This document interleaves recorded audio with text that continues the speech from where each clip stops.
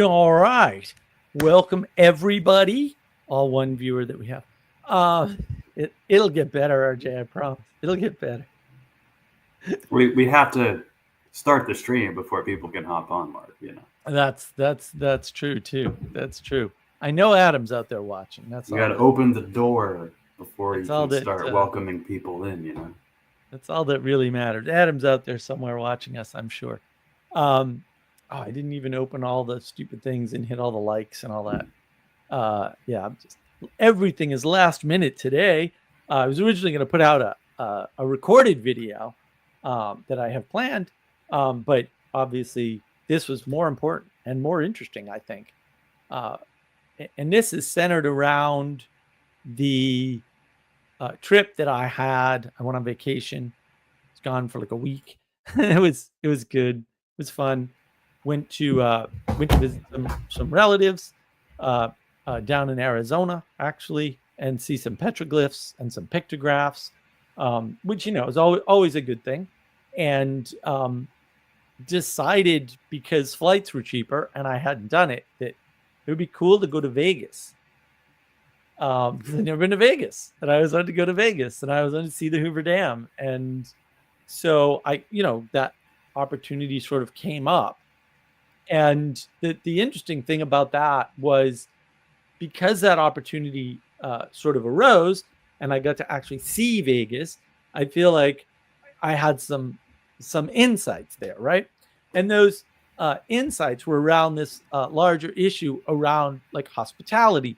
What is hospitality? What does this mean? What does it mean to have a hospitality industry, right? Or a profession? Like, what profession are you? Oh, what do you do for work? I'm in hospitality. It's like, what a weird way to to talk about the world, right? Like, what does that mean? What is this? What are we talking about when we're talking about hospitality? Like, how does all this sort of work out, right? So I thought it would be good to do a stream on hospitality, and then I was talking with you and Castle and Adam eventually too showed up about this issue. So we took some notes, decided to do it as a live stream, because I'm always better with help. We'll say I need a lot of help. So I'm glad you're here, RJ. Thank you for joining me. What are your sort of initial thoughts, like when you heard all this, and where do you want to go with this? And then I'll do the opening about the larger frame, and we can hopefully reframe it for people. Well, I think my intention, as far as some of my thoughts are coming from, are thinking about the business aspect of Vegas, especially if it's the hospitality industry, and that can mean a lot of things, like you were gesturing at. It could be anybody between the janitor and the guy who checks you in, to pretty much anybody and everybody else who was there, except for probably the musicians and the actual performers themselves, even though that's probably still going to be wrapped under the umbrella of hospitality as entertainment that your host is sharing with you.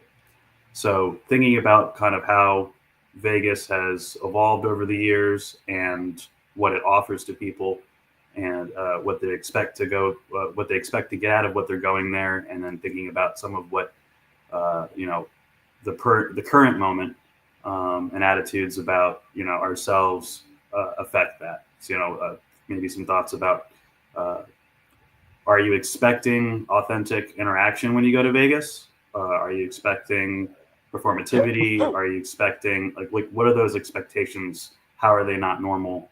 How is that changed, if it's changed? That's kind of what's going on in my mind. Okay. Well, I just want to do not neglect to show hospitality to strangers, for thereby some have entertained angels unawares. Apparently Hebrews 13:2, whatever that is. That's from some book I'm sure I didn't read. I think I read the first half. I read the first. That's good. Yeah, I mean, so the thing for me, and we do have a bunch of notes, maybe not as many as we'd like, but the thing for me was, I was thinking about this, and I've thought about this before, but I've never been to Vegas, so I don't like to talk about things I have zero experience with.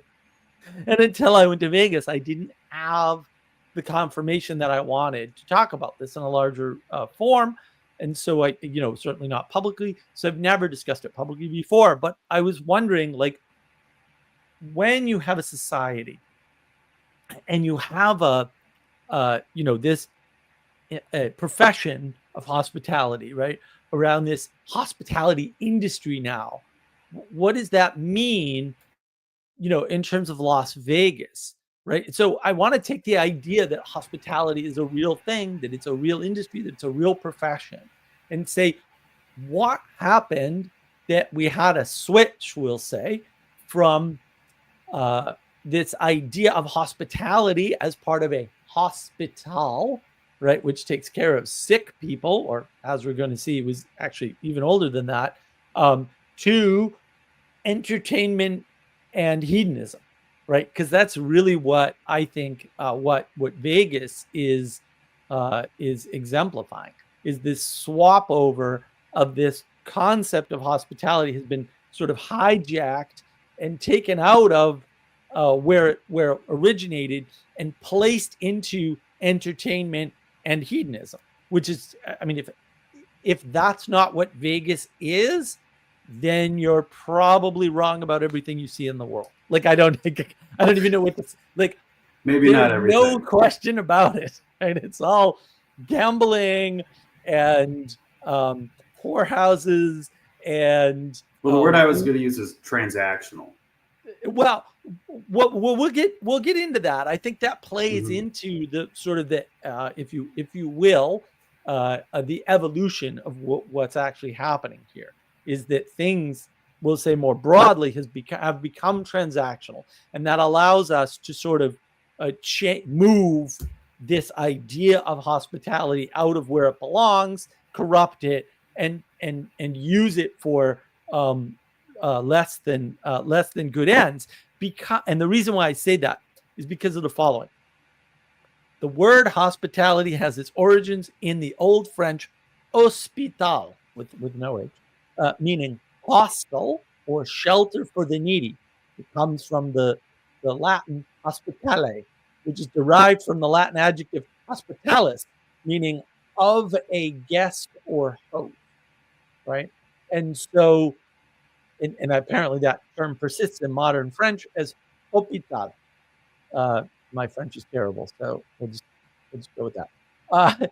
So you can see the way in which it was done, and then what our good friend Ludwig York actually pointed out to us is that, in fact, in the old days, if you couldn't find a place of lodging with somebody you knew, like in a village, you would rely on the local inn. If that didn't work, you'd probably rely on the monastery, and then you'd go to the hospital, right? Which is a hostel, which is a place where you take in a guest, as some form of host. And I also, just before I let you you in on this, I just want to point out too that I think this is wrapped up in politeness, and our lack of politeness and etiquette, our loss of those things, as we'll say, sacred things, because the sacredness of engaging with somebody as a guest in your home, in your city, whatever it is, in your village, it doesn't even matter, right? Like, new people are supposed to be treated with reverence because of the, we'll say, the potential that they bring. And I think that's actually fantastically important. But what do you have to sort of add to that? Well, I think your point about it being moved from its original context is an important one. It's not unique to this particular this case. Time moves on and changes all things, so you have to expect some changes. But the key thing here that I alluded to before is really how it's become from a personal experience, and that's something where you can respect things and treat them as sacred, or you can disrespect them, has been removed from the context of being hosted or interacting with the hospitality industry itself. And these days you're interacting with very few people, if any. It wasn't so long ago that my grandparents tell me that you had to have a travel agent. And, I'm assuming maybe a few of the agents knew each other. Maybe that's how some things were coordinated. But these days, you find the best deal, then you show up, show them your phone, you get your key card to your room. You get the amenities that you pay for, Right. and it's not a place to meet people. There's a lot of turnover amongst the folks who work there. So the building is more of what's hosting you than the people who are actually inside the building. And that's a major difference. And some recent scholarship talks about how marketing and aesthetics is keying in on that from a consumer side and a marketing side of the equation. Well, that's an interesting frame. I hadn't thought of that. We hadn't really discussed that before. So this is great. This is perfect. This is perfect exploration. Yeah, I mean, I think I want to say divide and conquer is a thing. And if you wanted to put this in a war frame, which everybody seems to want to do, although there's kind of two sides to the war frame, right? There's I'm going to call it the crazy Christian side, because it is crazy, where they're like, everything is spiritual warfare, right? And I want to say, well, yes, but right to the other side, which is the Eric Weinstein. If you haven't seen my video on Eric Weinstein and his crazy war talk, he's not the only one, right? Even Tim Pool has fallen prey to this because the leftists are warring with one another, and so they think that's everybody because they think everybody's a leftist. But I think that in America, Mark. But let's stay on the topic. Well, I don't think so, but maybe, hopefully there are non-leftists outside of America. But I just object to the French tennis court framing of politics in general. But yeah, well, going back to the point, most people are still moderates, right? There's still 3 buckets. I'm a big 3 bucket guy, but I think that if you think of things in terms of warfare and divide and conquer, and I think that's fair enough, because it really doesn't matter if you're, we'll say, in the religious camp or not in the religious camp. The war talk is a valid talk. It's just, if you think it's materialistic, like Eric Weinstein does, you're nuts. Like, that's just observably false. Like, there aren't people dying all over the place, we'll say, in the places that people think the quote culture war or whatever's going on. That's not happening, right? But if you look at it in terms of a war, we'll say, against our passions, or a war fighting hedonism, right? I think those are valid ways to think about it. If you think about it that way, there's a divide and conquer strategy. And because we're all trying to be individuals, right, successfully divided, right, we're unable to fight the sway of marketing, right? The people that I know that will say, still engage with Disney World even, or, go on these big trips, and they still use travel agents, actually, interestingly enough, right? They don't try to plan it themselves. So they still engage with the same sorts of things that we'll say I engage with as a quote individual or something, although I don't do that. But they don't feel the same pull because they're not prone to the marketing. They see it clearly and they go, man, that's a tourist trap. We're not doing that, right? Or they go, we know it's a tourist trap, but like, this is what we saved our money for 3 years for, right? Like they have a very healthy relationship with those things that people regularly say are unhealthy, right? And so I think that's a very different attitude, and that's because they understand the warfare, at least unconsciously, and they have protections against it, right? They're not going to fall for this to any great extent. And if you ever go to like Hawaii, there's a Mormon place that does, it is totally run by the Mormons. It's hysterical, but it does the classic, Hawaiian show and meal thing. But it's unbelievable. Like, you have to walk through the gift center to get out, and it's a huge gift center store. And so that's another good example of that transactional version of what you would expect when you're being hosted. Some sort of exchange, the personal feeling of being in there. I think maybe you want to jump into some of the examples at that point. Yeah, but we've been hijacked and the whole thing's been reversed, to some extent, right? Because the hospitality is something that's given to the guest, and buying something from the gift shop is the exact opposite. But you're being given a simulacra of hospitality by being given the show that you paid for. And it's like, wait a minute, what? Because in Hawaii, you wouldn't have paid for it. Mhm. You would have landed on the shore and been given a show and given gifts. And right, it was a great gift that you were there, sort of a thing. And so it's a total reversal. And we don't even know that it's a total reversal because because it's not a normal battle, and people talk about fifth generation war, whatever. None of those people know what they're talking about. I'll just tell you right now. None of them understand what they're talking about. Their framing is very materialistic. That's why I kind of side on the spiritual warfare side. There's something, we'll say, non-material driving all this, this idea of hedonism. And then in the old days, because visitors were treated well and sacred, because they were basically on their own, right? They were in the middle of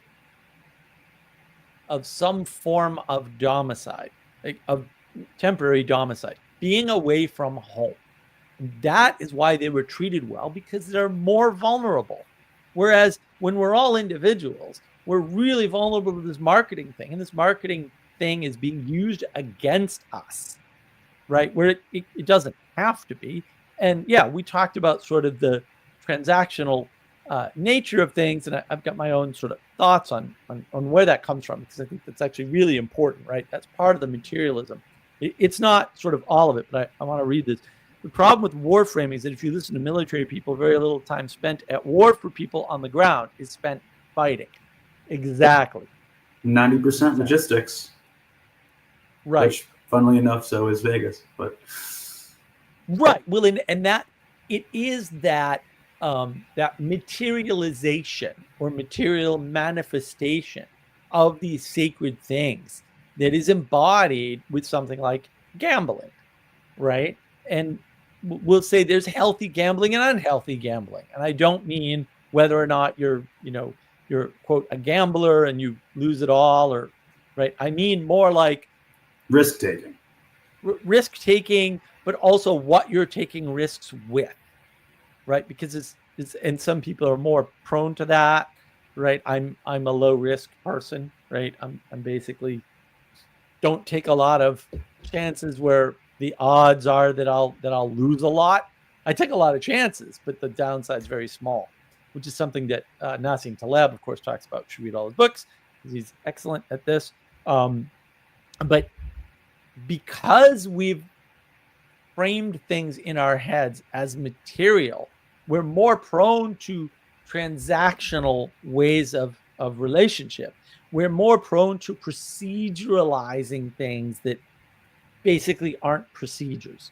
Like being hospitable to somebody or being polite to somebody or proper etiquette, those aren't procedures. They're not proceduralizable, right?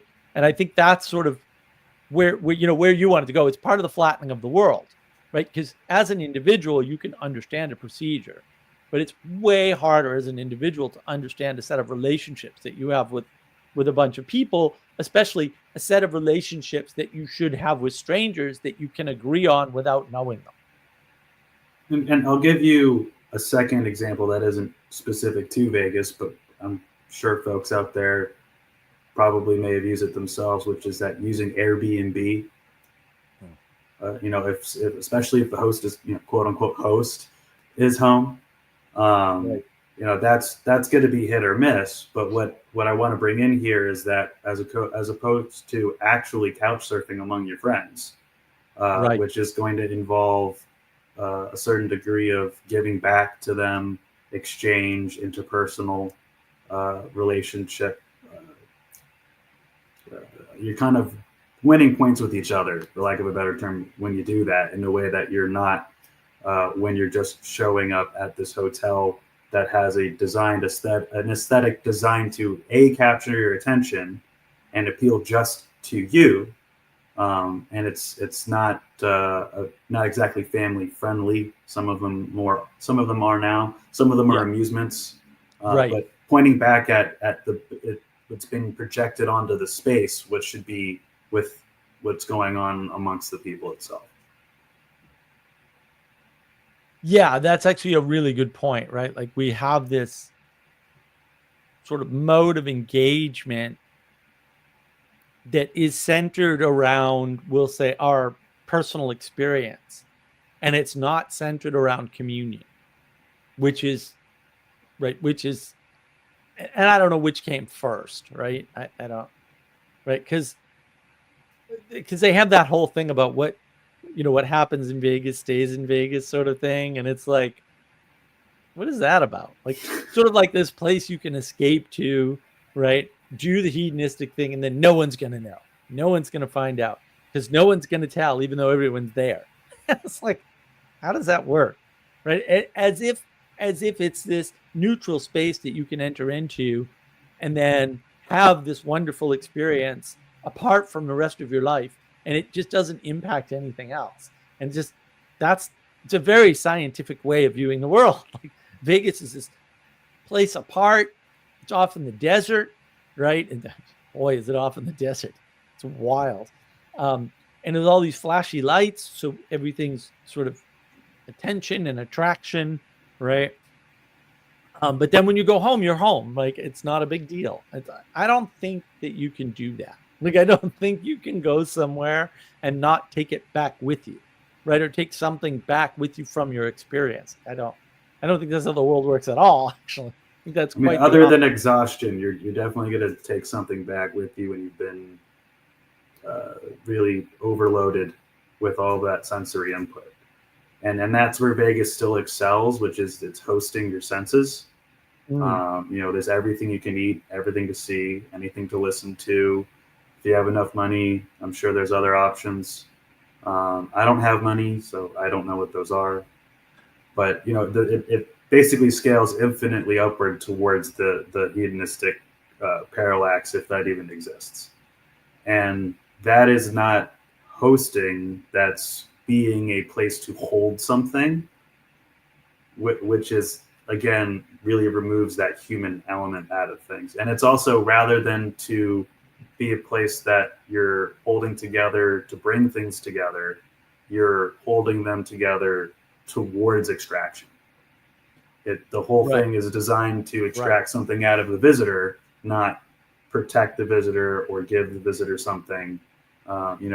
Whether or not back in the day it was protecting them from certain elements of other parts of life or offering them shelter from that. And, that's a different conversation. But these days with the mega corporations, it's certainly not aimed at the individual as an individual. It's aimed at large volumes of people. Yeah, well, then that's a good point. That was one thing I was thinking of. So we stayed, and again, this trip wasn't about Vegas, so I was only there for like 3 days. And then we went into Red Rock Canyon in outside of Sedona, Arizona, right?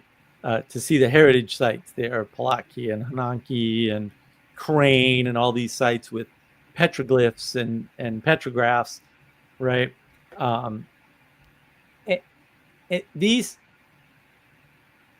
This stark difference between old Vegas and new Vegas, because we did both, it really highlighted stuff for me. Like, old Vegas was centered around a certain level of scale where there might have been some actual hospitality, because the mobsters that ran the place, that built the place, right, they were concerned with that. Like, they were old world with the old culture thought, right from Italy and Sicily, right? Attitude about this, about this thing, but also they thrived on ego. Like, ego was their big thing, and they were happy to make some money and not all the money. Like, they didn't need to fleece people. They just needed people to have a good time, because if people were having a good time, they felt like they were doing a good thing. which might be in contrast to their other work back in Jersey or New York or Boston or wherever, right? Like where They just painted maybe houses, man, and did rugging. yeah, So yeah. I don't know what you're talking about. It was a tax that they got. It was taxes. All right, they just didn't pay the It, taxes. he's in trash removal, right, right, yeah, and so I think that was a real thing for them. But then what happens is these big corporations move in, and the motivation of the big corporation is not um, it is not the same, right? They're very transactional, and that transaction is dollars, and they see a way to kind of fleece people. Whereas in old Vegas, you very much get the impression that they wanted more people to win more money, both, right? They wanted more big winners, and not just because it attracted people. That may be what they said even, but because they wanted people to feel that way, right? They actually genuinely wanted people, interacting in that way. I like, yeah, Don, waste management. Thank you. I couldn't remember the term. So I was watching a Sopranos documentary on the flight in too, which is just hysterical. But I think the big corporations, to your transactional point, they're purely transactional. Like you're just a number, right? And Go back to what you said about Hawaii. There's the welcome has become a branding touch point, and the threshold is right. Is now the place where you're in marketing terms, you got to get the prospective consumer over the threshold into the decision making space, and all of these terms for the home, for being hospitable, because we could have an entire conversation about just what a threshold is back in the day. Right. We still have a lot of superstitious practices that reflect this. But right. Getting back to my point, and I'm thinking of some work by George McCracken, which is that there's essentially a repackaging of symbols of warmth and into tools of brand performance, whether that's performing and rather than actually being kind to a customer if you're a waiter or waitress somewhere in Vegas, Right. or all the way up to the hospitality agents who I hear butler people are around. So I'll get your ideas on that. Yeah, I think again, I mean, when you flatten the world down to propositions and procedures, if you want to throw it in the quote 4 Ps, which of course I do. Of course, I want to throw out my 4 Ps and not John's, because John's are not correct, as we've pretty much proven. I think that's a flattening of the world, right? That is, in our model, you can kind of see it. Like if you flatten the world and you just understand it in terms of propositions and procedures, it's a very video game-like thing. See my video game video. I'll have another one soon on video game reality. It looks like a video game. It looks transactional. Video games are purely transactional, right? And even when you try to add in the multi-online stuff, right, where you have many players, it's still transactional, right? And transaction is still at the heart of the game. And sort of Vegas did it first, right? And what is Vegas? Vegas is the gaming capital of the world. Right? And so the video games in many ways are copying that model because it's transactional and flat. And that is the problem, is that you've taken these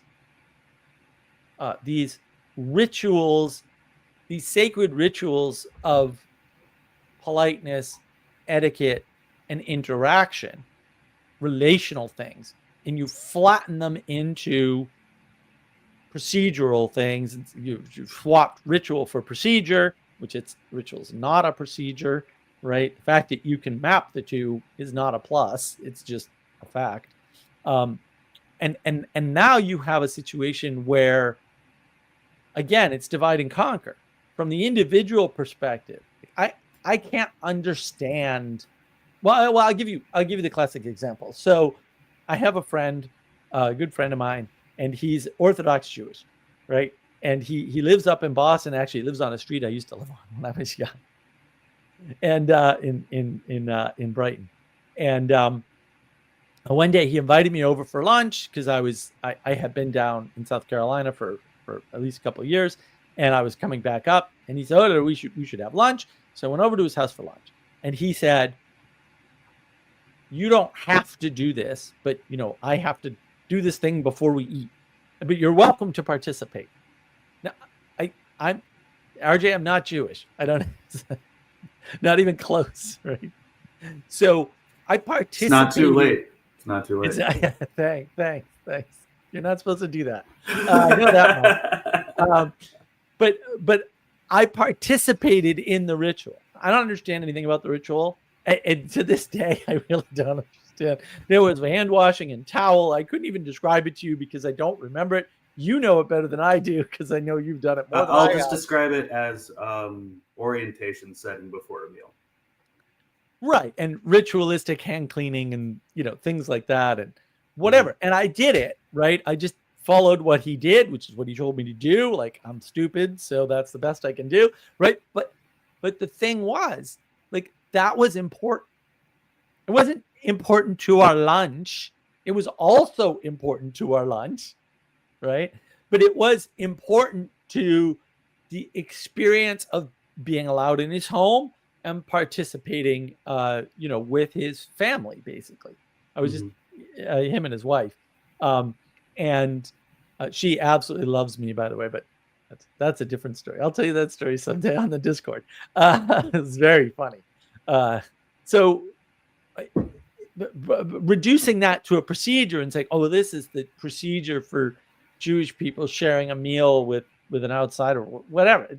That doesn't make any sense. It doesn't work like that, right? Right. It doesn't make any sense. And it doesn't function in the same way. And that's why this hospitality idea is so important, right? Because when you remove hospitality as a sacred set of rituals for guests that teach hosts and guests how to interact on a higher level, that third thing I keep talking about to some extent, in the vertical causality zone, which is why none of these people are talking about it. And they use a dopey term like vertical causality, which I don't even disagree with. It's just so empty and devoid of helpfulness. Like, if you don't like the language, man, we could switch to French. No, we can't. I hate French. I hate French more. I mean, that's part of the issue, is that you squish everything into propositions and procedures and you wreck the world. You just flatten it down. And because the world is flat, everyone's equal. And then everyone's an individual. And it's like, okay, we're all equal. We're all individuals. There's the divide and conquer. Like, you want equality? Are you sure? Because now you're a victim. And I think the victim culture thing, like, they do have a point. It's just not the point that everybody thinks it is. You are a victim of trying to be equal and trying to be an individual. That's what you're a victim of. You did that to yourself, by the way. No one did that to you, because I'm not a victim of that. Not that I maybe wasn't, right? But I'm not right now. And I did want to highlight this. Ixnad, this can probably be tracked to Napoleon being an inhospitable emperor. Don't even get me started on the problems with Napoleon and the fact that he's not an emperor, tried to be, because there's no such thing as an emperor. That doesn't even make any sense. And you have many titles if you rule over many lands. And if you don't have many titles when you rule over many lands, that's a flattening, a reduction that destroys the world. Napoleon, anyone? Adam and I went over that in one of our history videos. So talking about the French Revolution, right? How Napoleon pretty much wrecked everything with that move. And yeah, it's part of that. And I think, so for me, when I talk about history, well, yes, the correct answer is everything went bad when they beheaded the English king. Very much so. And we sort of touch on that in history talks. The part where it's visible is the French Revolution. And the thing that gets everybody out of the French Revolution, to be perfectly fair to the French Revolution, not that you can be perfectly fair to the French Revolution, because no good came of it. And everything that came out of it is completely corrupt, like feminism. See My Patriarchy is Good video with Adam and Father Eric. That materialism, that structure, that recapitulation to the idea that there is a quote redeeming quality to materializing the world and measuring it and treating it as though it's a bunch of parts that can be dealt with, we'll say, individually, which is very much what, because Napoleon is a precision cannoneer, right? Like, this is the dawn of ballistics. It's the dawn of being able to say, if you put the cannon at this height and you have this much powder, you can hit right exactly there on the field below you. Like, that was never possible before basically that era, or error, as the case may be in this case. And that's actually significant, because that's when things start to get proceduralized. That's when things start to, right? So you hear people talk about modernity, right? And I say, no. What you're describing is materialism, not modernity. Modernity doesn't make any sense. See my video on modernity on navigating patterns. I'll fix it for you there. I'll prove my case, right? And the age of gnosis, right? Because the two are tied together. This idea that you can understand the world as a series of propositions, and that's the best way to understand the world. That's part of the age of gnosis. So, the world is just knowledge, or understandable by, quote, knowledge, and knowledge is really just words at the end of the day. And then words become magical, because words are used in magic, yes, but they are not in and of themselves magic. And people are very confused by that, right? But when you engage with this, you find out, oh, that's where the flattening starts. Like, that's what, and it's Napoleon that leads up to the Great War in 2 acts, because there's no such thing as World War II. Napoleon does that. Like, that's where it starts. It doesn't start with the Great War. It starts with the treaties to try to get around the problem of Napoleon. And then the legalism and the interpretation of those treaties. And then that's when you start to see this idea eventually sort of leach out. This hospitality goes away from the hospitals, which were the place of last refuge for people who didn't have another place to stay, right? Or people who were sick and couldn't stay anywhere else, into this land where now hospitality is being used for entertainment and sin. Yeah. So I think, coming back around from where you were coming there, Napoleon and social changes aside, I think what's going on with Vegas to a certain degree is we're seeing what happens when care is stripped out of the interaction. Right. And that, when you can't care about something, or when you don't care about something, or you don't have the opportunity to care about something, the signals get very confused, actually, very quickly.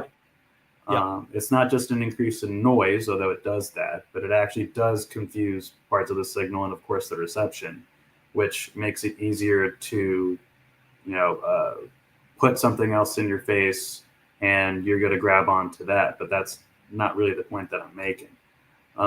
When you divorce the care from the transactional, or from the transaction itself, you now only really yourself care about the quality of the thing that you're buying, the bang for your buck.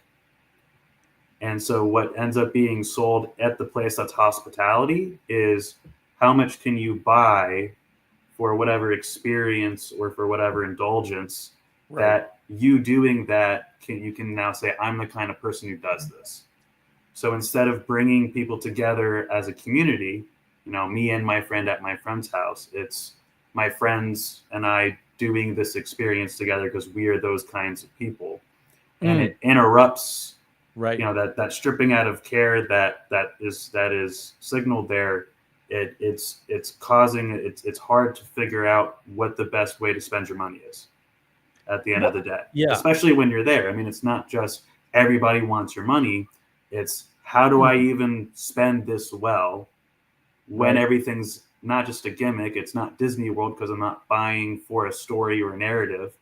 It's Right. a specific quality or a specific, and like I said before, bang for your buck that you're looking for here as a result of being hosted somewhere. You're Yeah, and maximizing your dollar when you're doing the thing that was supposed to be about care. yeah, and I think it's it's worse than that in we'll say two ways. Well, one is that affects the identity crisis that everyone's correctly talking about. There is an identity crisis, although trying to have one identity is the crisis, not these other things, right? You are identifying directly with your experience and not with your relationship, right? Because that's what Vegas is. Again, it's what happens in Vegas stays in Vegas. What? Like, no, that can't be true. Like, that's Well, just funnily enough, false. today it's the complete opposite. You go to Vegas to take pictures and show everybody. Right. But what actually happens there is you don't tell anybody. So you take pictures. Well, you're not going to take. Unless you're running some sort of If you go to the scam Sphere, business, no one's going to see the sin, right? They're just going to see the bright lights and say, right, because you're sharing what you were attracted to. You're not necessarily sharing what you did. You're just saying, look at all this cool stuff that's here. You're not saying which of that's cool things you engaged in, right? And I think that's part of the, not all obviously, but part of it. But the worst problem in my mind is that, as I've said before, you can pay caring people, but you can't pay people to care. But what happens when you take the idea of hospitality as a profession seriously and you turn it into an industry, which is a proceduralizing of it, we'll say, right, at a higher scale, and then you drain the places where you need caring people because you're just paying so much more, right? So you're warping the world with cash effectively, and you're the key there is you're still preserving the aesthetic of care. Right. Well, it's probably genuine care. There are people that work at hotels that really care about people, and that's why they work there, right? That's a thing I have experienced. And then there are if other anybody people, watching us knows some hotels like that, then drop them in the comments because Yeah. at least get these people some extra business.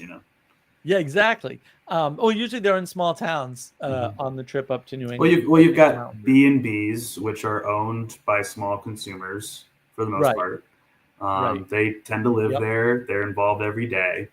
Yep. Sure, you can have people who want to be involved and care about people, but they're probably not working at the 5-star restaurant or the 5-star hotel that caters to the world's ultra rich.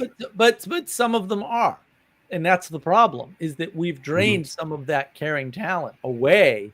So that's the only way for these people who care to be able to provide for themselves.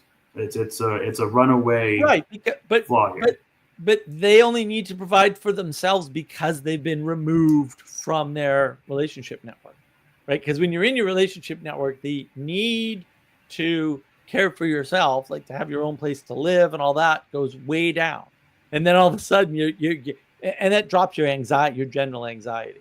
Like if you live near your family, unless you have a horrible family, and some people do, like I get that, just not as many people as will say think they have a horrible family, then your anxiety's higher, right? Because when your family's around, even if it's just extended family, you have a place to go in case everything goes, horribly wrong, right? You have a refuge that's available to you, right? Like if something happened, I can drive up to Roanoke, Virginia, and hang out with my cousin for a few days. It's not a problem. It wouldn't be a big deal, right? I know that. I don't have to ask him. Like I know what's going on up there, right? I'm sure of that.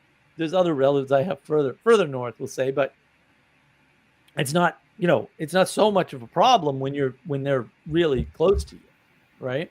But when you remove people who are caring from their relationship network, from their care network, then they have an anxiety too.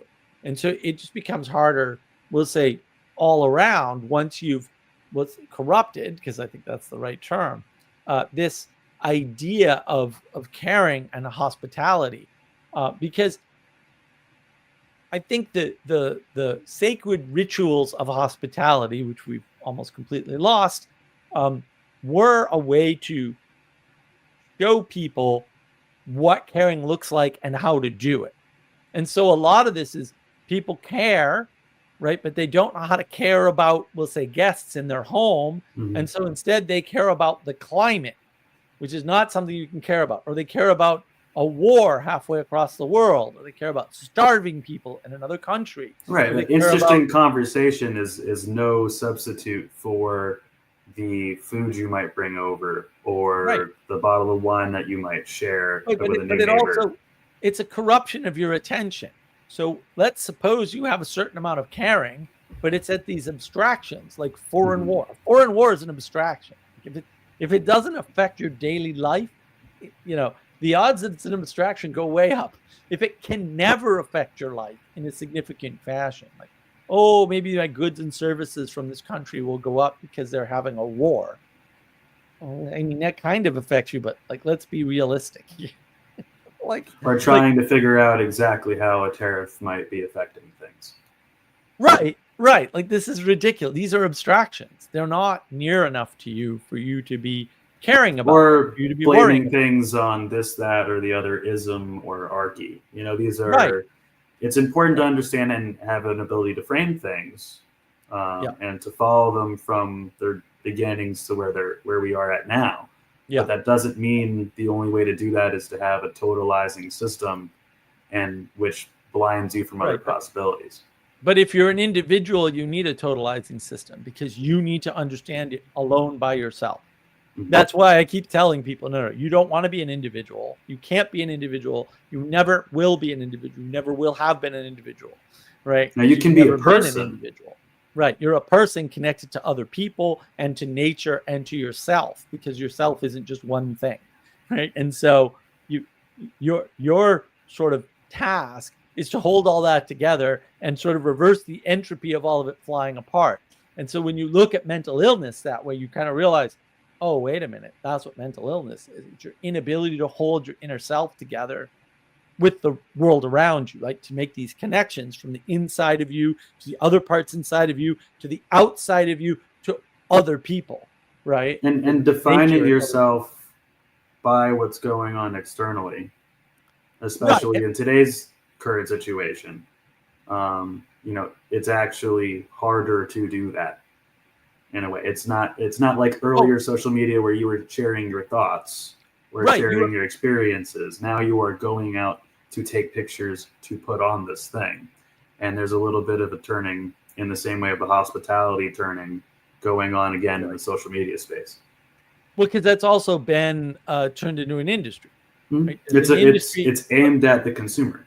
Yeah. There's an industry of sharing your experience with others through materialistic means like pictures, right? And it's like, look at where I went, right? It's like, oh, whereas I think I was telling you this story earlier. I was at the Hoover Dam, and I was like, oh, we've got time. We were going to do something else after. We're going to go up to the Valley of Fire in Nevada. But the tour is like 2 hours, and it was the beginning. It was still relatively early in the day. We had time, but what happened was I discovered, much to my surprise, by the way, especially after that drive from Vegas down to the Hoover Dam, which isn't that long a drive, but like you really get the sense that you're in the desert. Like you're definitely in the desert. I had full cell service, and there were a couple of people who were foreigners on my Discord server. And I said, you know what? I bet they'd like to see this. So instead of going on a tour of the Hoover Dam, I turned on my camera and showed them around the Hoover Dam and Lake Mead and all that. Like just walked it all the way around, across and back across, and just showed them a bunch of sites. And there are no pictures of that. I do have pictures of the Hoover Dam, obviously, because I could not take pictures. I'm a photographer, after all, among other things. But that experience was just basically for them.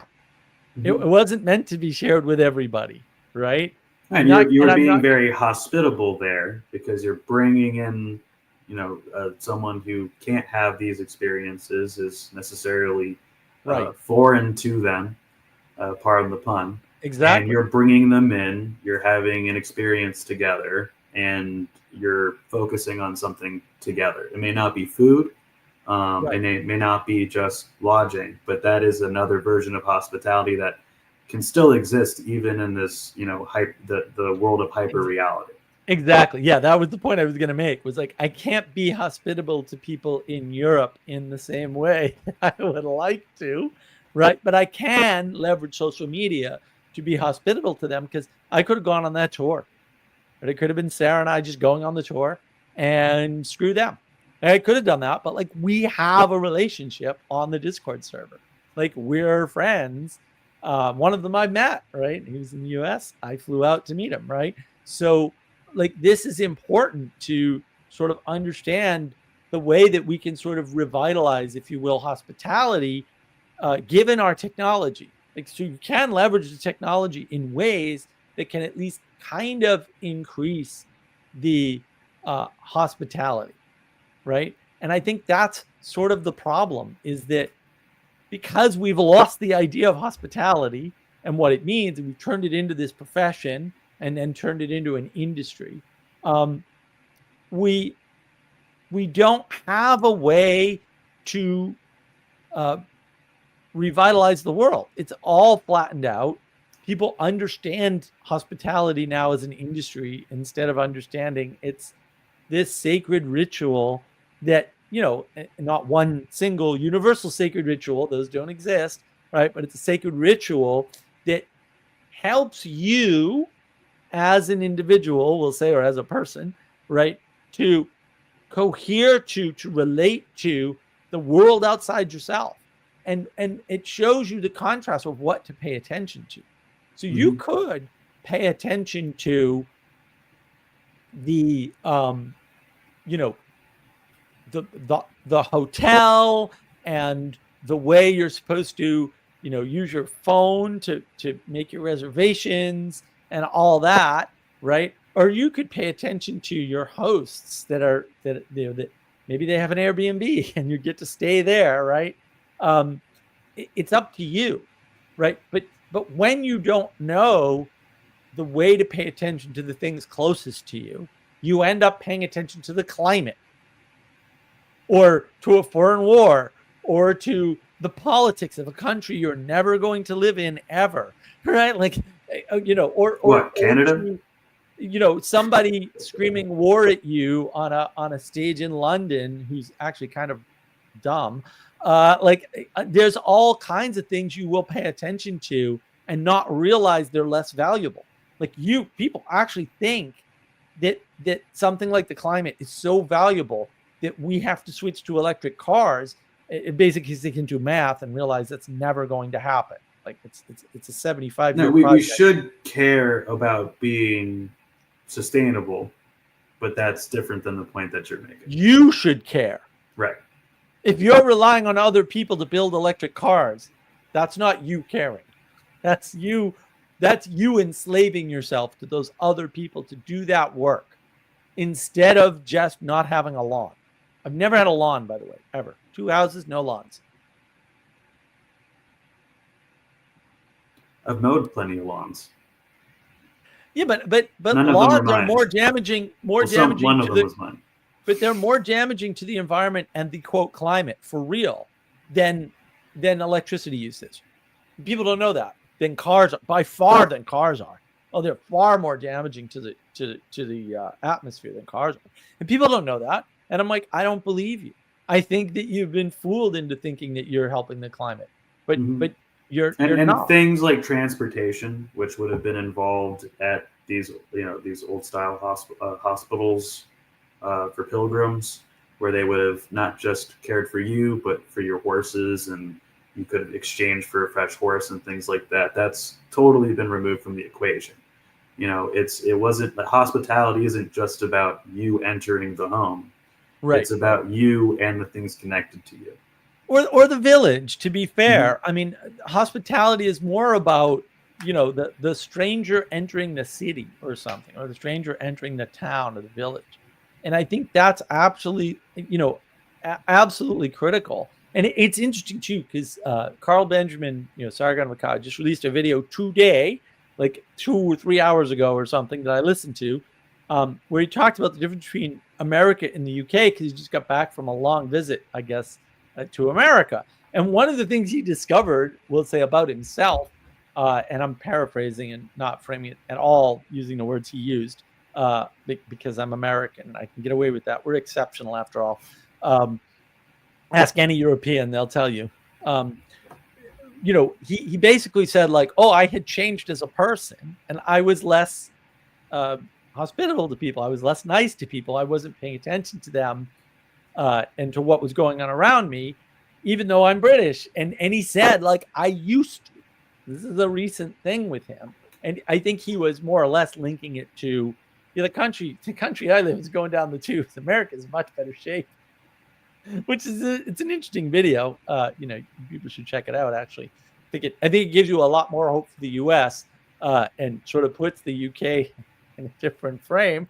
But that idea that he wasn't, we'll say, being hospitable anymore, or as hospitable as a guest in a foreign land, is super important, even when they were being super nice to him. Like that's what made him notice. Like, these Americans are being really nice to me and caring about things that I wasn't thinking of.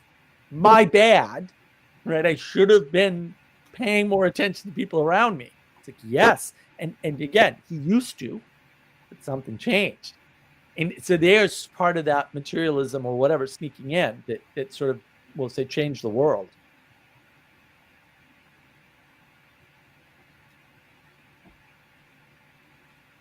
But what I know we had some open questions. Did you want to address some of the sort of open questions around? Let me pull those up on my side. Yeah, I mean, I think your first question, well, the others are mine, I think, but is hospitality meant to draw attention together? And I thought that was a really prescient and important frame to talk about this in. Is the role of hospitality is to have these sacred rituals of bringing people together, particularly strangers, right? But it doesn't have to be like somebody you've never met, right? It can be somebody who's strange to the moment, strange to your house, somebody who visits infrequently, but right? Things like that.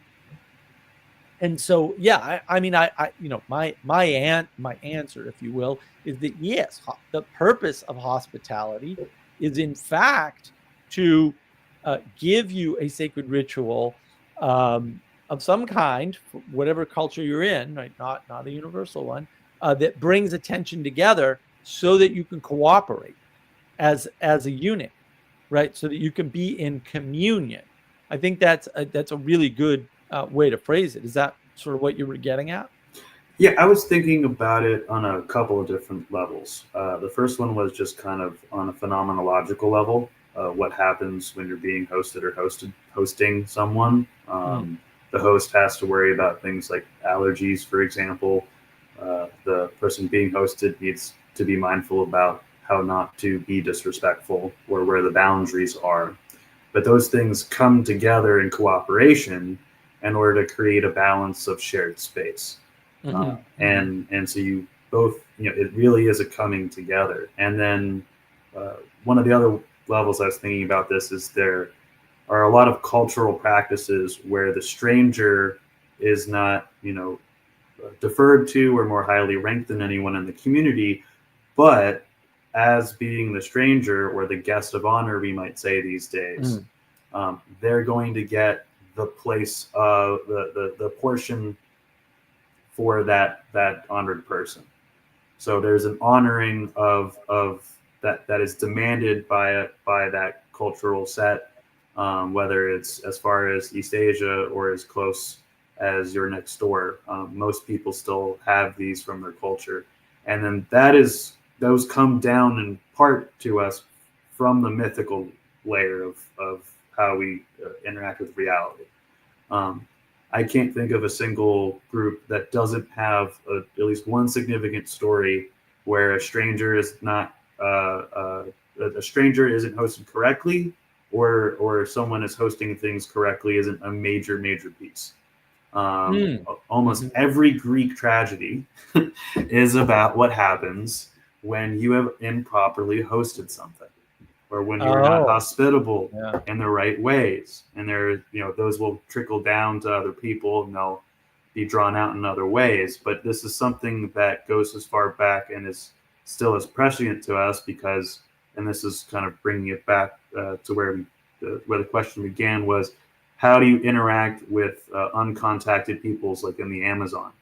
And they found out it's essentially a exchange of giving gifts and giving them back. And then, turns out this happened when the missionaries were going all over around the world. So there is a certain thing about give and take and coming together so that you can coexist in the same space out of care. Because if I don't care about the other person while I'm doing this, you can't do these behaviors. You won't achieve anything other than probably some sort of conflict over resource. Right. Well, and I want to. It's not so much because I think Anselman's kind of got it. Always good to be outgoing to people, even if it's not always appreciated. I don't think it's necessarily about outgoing, and I think I want to sort of harken back to this original comment, right? Do not neglect to show hospitality to strangers, for thereby some have entertained angels unawares, right? And I think that's more the important part of this is it's not about, we'll say, merely being outgoing. And it's not even about the person that you're with. It's about that third thing, that potential in the quote vertical causality, as I discussed earlier, right? Where you don't know what can emerge from the communion that you could have if you are hospitable to somebody. Like you don't know. And that potential could be wonderful. And so you want to start out that potential with gifts, with goodness, with honor, with care, right? You want to care about that communion, that relationship, so that good things can emerge from it, right? Hopefully in line with a whole. I just want to add a point that it doesn't just emerge out of nothing. It goes back to the cooperation, being together, and finding something that is in to use more clinical language or for, I was going to say secular language, but anyway, non-religious language, secular language. Yeah. The point is, it's you can't just expect things to pop up. You have to have that communion. Right. And I don't, so, are we drawing attention together?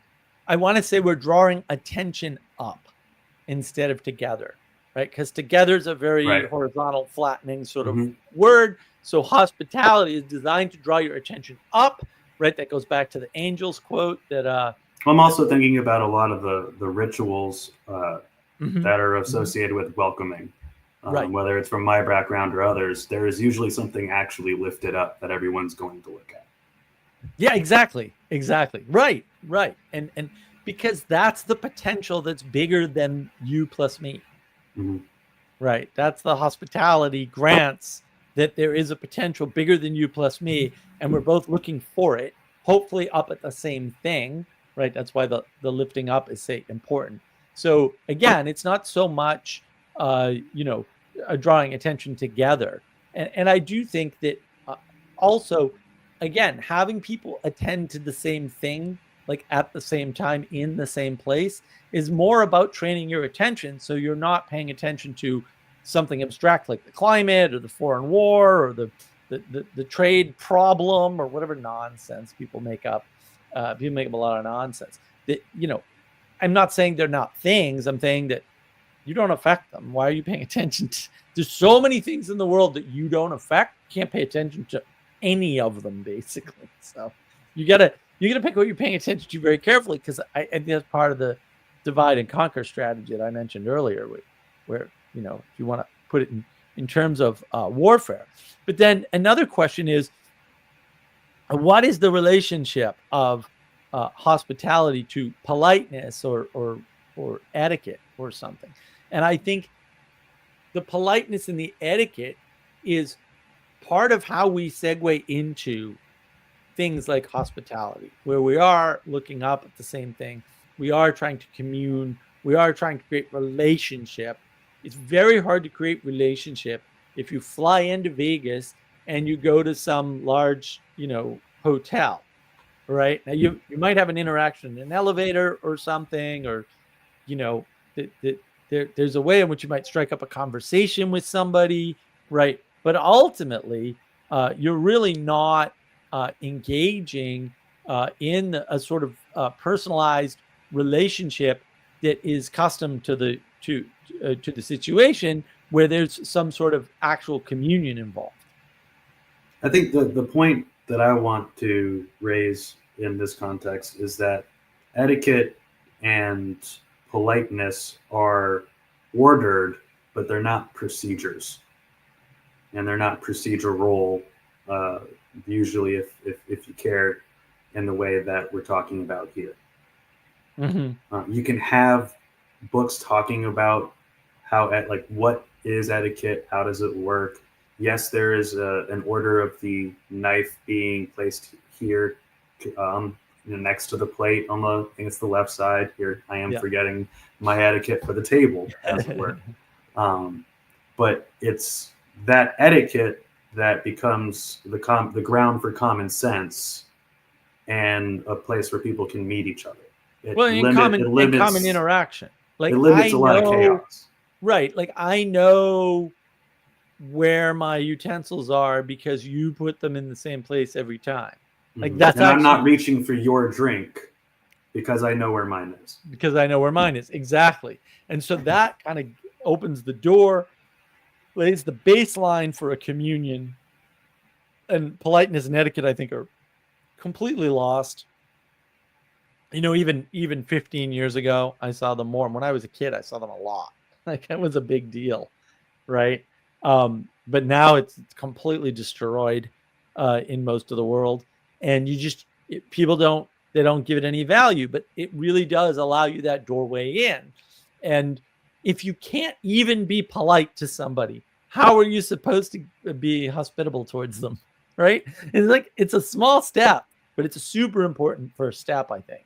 And that's for me, that's part of what's missing, is that these people do not have the smaller steps that make things, that open the door for communion, right? That open the door for hospitality, that open the door for working with each other in a relationship that emerges into something greater than just you and I meeting at a restaurant, which we did, by the way. But yeah. So I think this is a good lead-in for the next question, which is kind of, where do we see these things as being accomplished in the past, which we've touched on at points, and what's perhaps a place for it today, given the situation we find ourselves making this video conversation right now. Yeah, and I think, again, old Vegas versus new Vegas. And I think there's so much wrapped up in that. Right? Like I do think there's a scaling issue. You scale from the more personable mobster who actually does have some level of care about their guests, believe it or not, despite their other activities, we'll say, to these corporations. There's just walking around old Vegas versus new Vegas, the new strip. Huge difference. It's like it's palpable to me. Other people don't appear to be able to feel these things. I can feel every city I go to. I can feel the difference. But it's palpable to me. I'm like, oh, this is so corporate in the new strip. It's so corporate. It's so kind of soul draining. Whereas the old strip, still, I'm not a fan. I'm not saying I'm never going back or anything crazy. But also, like, I'm not spending a week in Vegas. There's no way. I mean, I might spend a week at a hotel in Vegas and then go a bunch of places that are nearby. But I don't think there are enough places for me to go to. But I don't see that happening either. But And we only spent 3 days, right? The other 4 days we drove into Arizona and stayed there instead. Um, I there's just no way that isn't different, and that scaling problem doesn't exist there. And I think that as we try to scale up and universalize, and because this is part of the theme, and I would argue part of the quote war, if you want to put it in those terms, is that the more we try to universalize things, the more we lose the past, right? The more individualistic and reduced the world becomes, and that just destroys all the relationship that allows us the unity. And I think that because we've abandoned the past, we don't know, we don't even know which side does the fort go on, right? It goes in the plastic wrapping with the napkin and the knife. Always right? keep the fork in your left hand, Americans. Well, there we Ansel. He's Scottish. Can you trust the Scots? I don't know. I have an image of it as just gambling places in the middle of the desert.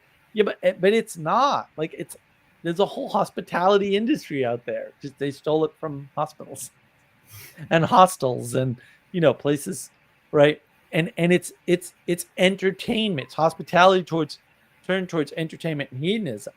And in the past, you wouldn't have done that, and you kind of see that, right, in the Sodom and Gomorrah story, right, where it's like, what's going on there, right? Because that's the story of hospitality. That's right. What it is. I mean, it's not right. only and that. There's something we didn't touch on there, which is that in order to be properly hospitable in that sense, in the older sense, it was about recognizing boundaries. And so the part I think you're alluding to, which is the rapping on the door, so saying we want to know these people too, wink wink. That is exactly the opposite of right. That kind of hosting of angels, as was alluded to by Ludwig in the comments before. Exactly. And I think that's part of the problem, is that you don't really know, because we don't have a proper sense of what hospitality was, right, what politeness was, how this stuff was supposed to work. We've lost all that to some extent, or at least the younger generation certainly has. We don't have a way to relate to all the things that it gives us, right, or that it could give us. And so, nowadays, you meet some weird, we'll say, I don't know, what kind of person would you see on the internet? Like super anxious person on the internet, and you just drive out to see them, and you hope things go okay. I think it worked out all right, RJ. But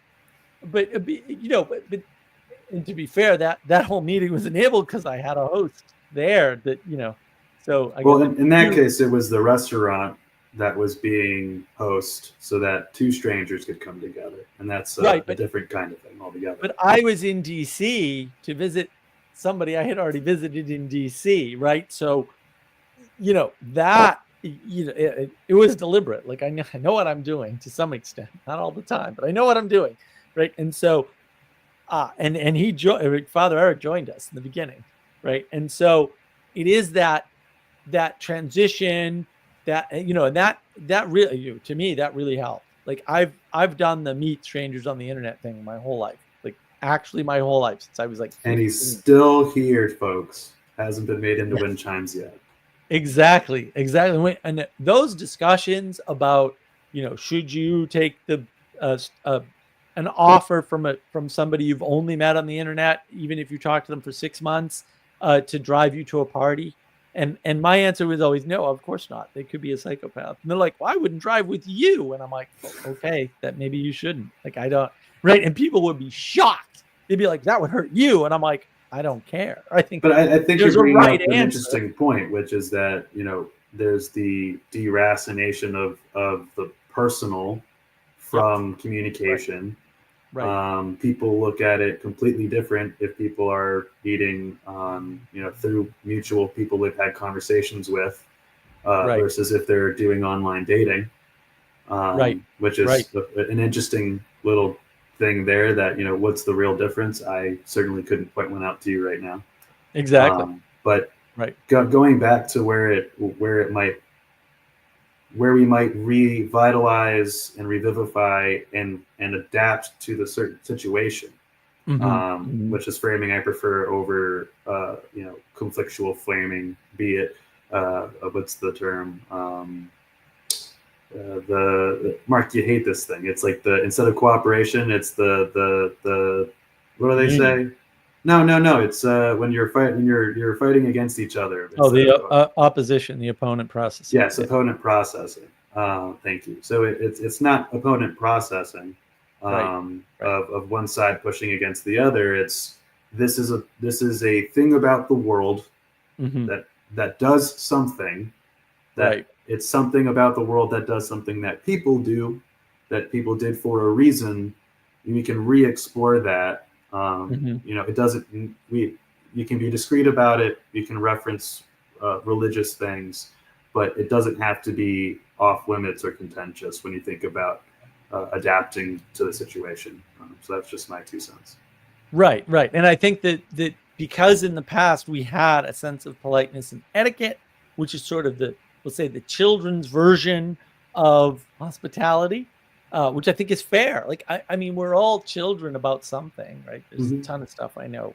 Well, you have to share your toys, otherwise. Right, but that's bad etiquette. It goes back to that first step. Like, you lose politeness, you're not going to keep hospitality for more than a generation, right? It's gonna get corrupted.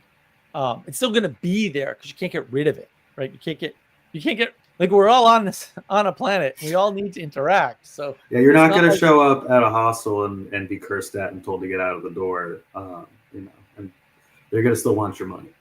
That's right. Exactly. Well, and people put up with that sort of thing. I've seen it, and I'm always like, why wouldn't you just object and get your money back and leave? But they don't, because it's separated now, and because people don't have a sense of hierarchy. I was watching this interesting. Somebody posted a video on the important videos on the Discord server, on the Market Wisdom Discord server, and they were talking about the loss of these little relationship bubbles, right? The family and the friends and the acquaintances and all that nonsense. And he used the term Maslow's hierarchy of needs. It just sets me on edge, because Maslow would have shot you. Maslow's spinning in his grave every time somebody says hierarchy of needs. He hated the idea of hierarchy, which is ironic, because, and to be fair to him, needs are not hierarchical at all, ever. Needs by definition are equal and universal. It blows my mind when people say hierarchy of needs. I'm like, do you not understand how the world works? Because it sounds like you don't understand how the world works. Needs are not hierarchical. It occurred to me that the reason why he said hierarchy of needs, we'll say unbeknownst to him, was because he very much had the sense that hierarchy is missing. I was like, oh, all these people using hierarchy of needs, now it makes sense, because now they understand there's a hierarchy of attention or importance or relevance realization, all the same thing, by the way. And therefore, right, we have to juggle that, right? We have to resolve that inherent conflict, because it's an inherent conflict. It's not an opposition. That's different. It's an inherent conflict that you have to manage. And you can't do that without politeness. You can't do that without hospitality, because when someone's going through a rough time, they need other people. And those other people have to be hospitable to put up with them being a jerk or being useless or, whatever state they're in. I mean, it's very much what a hospital does. You're sick, you go to the hospital, they take care of you because you cannot take care of yourself, right? Like, I remember at one point, I forget what happened. I mean, this to a degree is why hospitals do not turn people away.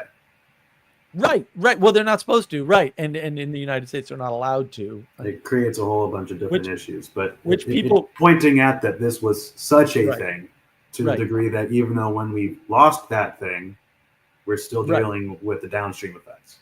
Right. Well, we still have the law. It's always been a law in the United States. You can't turn somebody away from a hospital in the United States. It's not possible. It's not legal, and they almost never do it. Like, and until I may be wrong happen. about this, but until recently, most hospitals were not for profit and were not privately owned. Almost no hospital. So in the state of South Carolina, there were no hospitals were for profit until like 15 years ago. Mm-hmm. Maybe less, maybe 10. Like, I don't remember. And would you say they're better now? No, they're clearly not. Although Right. I did have the experience of the other hospital in Columbia, the Baptist hospital, oddly enough. The service was phenomenal. I was like, this is way better than the big hospital down the street. I was shocked. I was like, wow. Fewer people.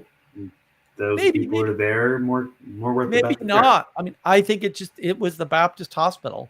And despite the fact that they got bought out, same people still working there, and they're really caring people, and you can tell. But like, when you're in the hospital and say you throw up, right, which I did once, all over the place, projectile vomit, all over the place, right? They just clean it up and they think nothing of it. Because I couldn't clean it. I was apologetic, and she said, "Oh, don't worry about it." And I'm like, but I threw up, and it's fine. We do this all day. I'm like, oh. I wouldn't even want to clean up my own throw up all day, much less somebody else's.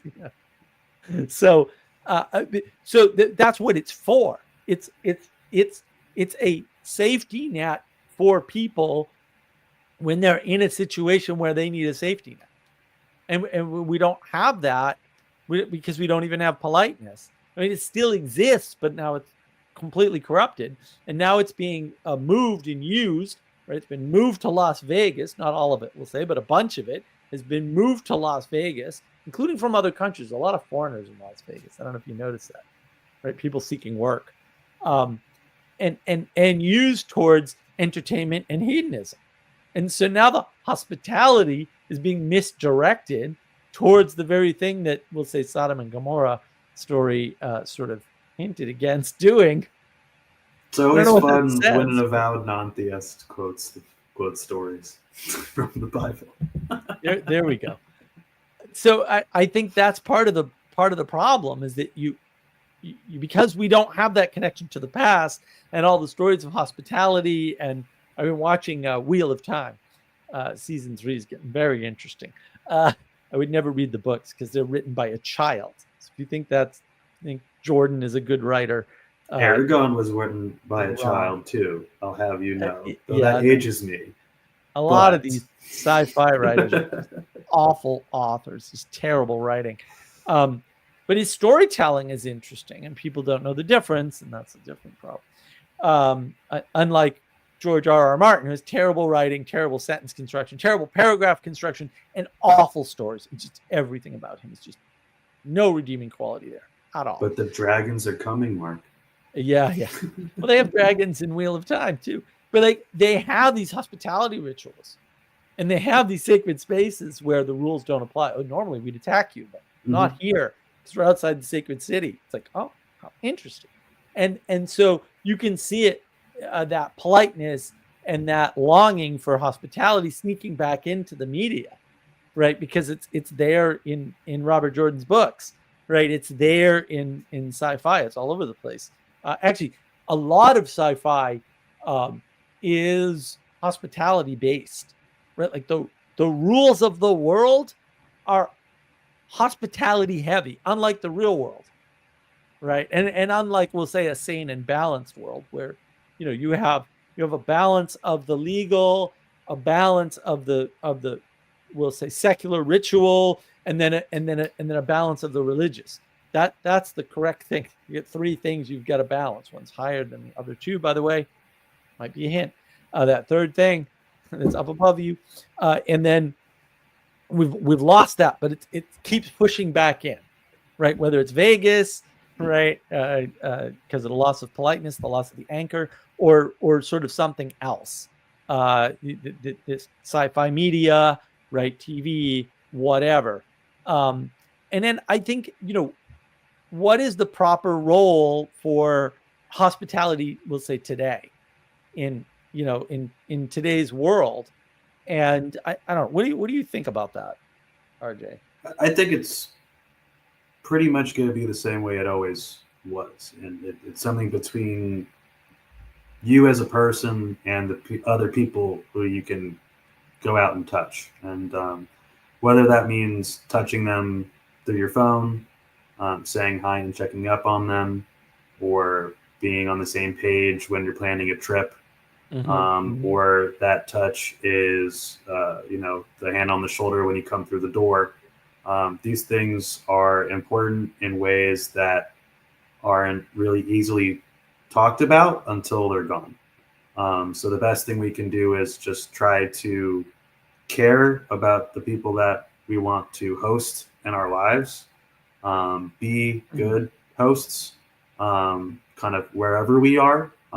Just Right. because you're on a train doesn't mean that you're not being hosted on that train, and other people deserve that kind of respect as fellow travelers, but more so as fellow people in that little room. So I think once we start caring, not because we're supposed to or we're given a reason to, but because we can see the good it does in the world, I think we can start to care a little bit more about the things that matter, rather than caring about materialism. That's good. That's well said. Yeah, I think the materialism really reduces us down to not understanding care.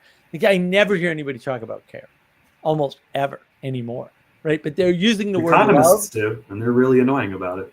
Yeah.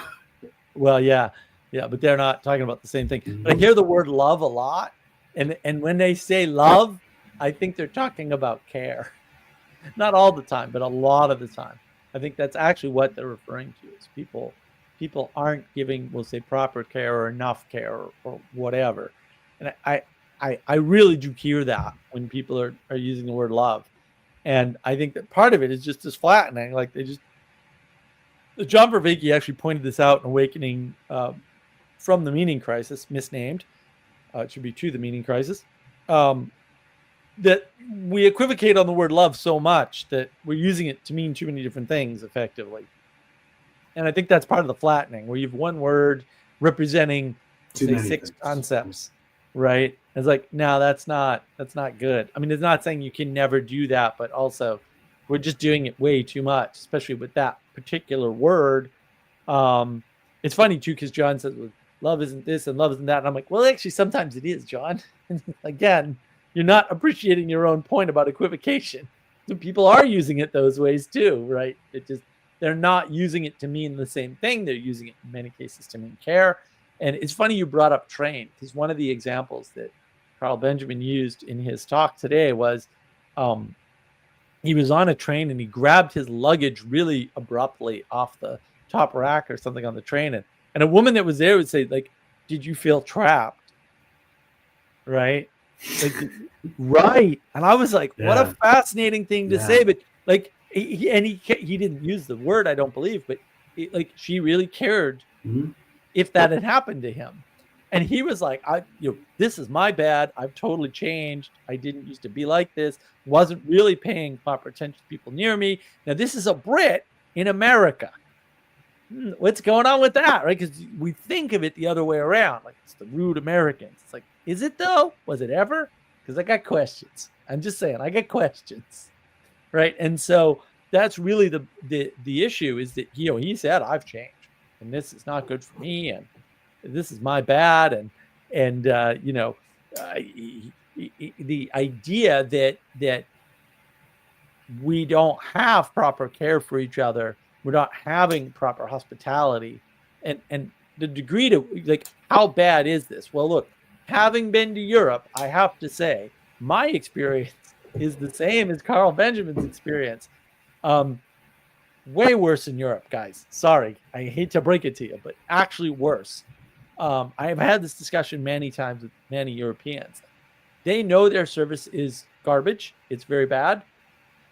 It's just part of the territory for them. And I'm like, service industry here is huge, right? It's huge and very important.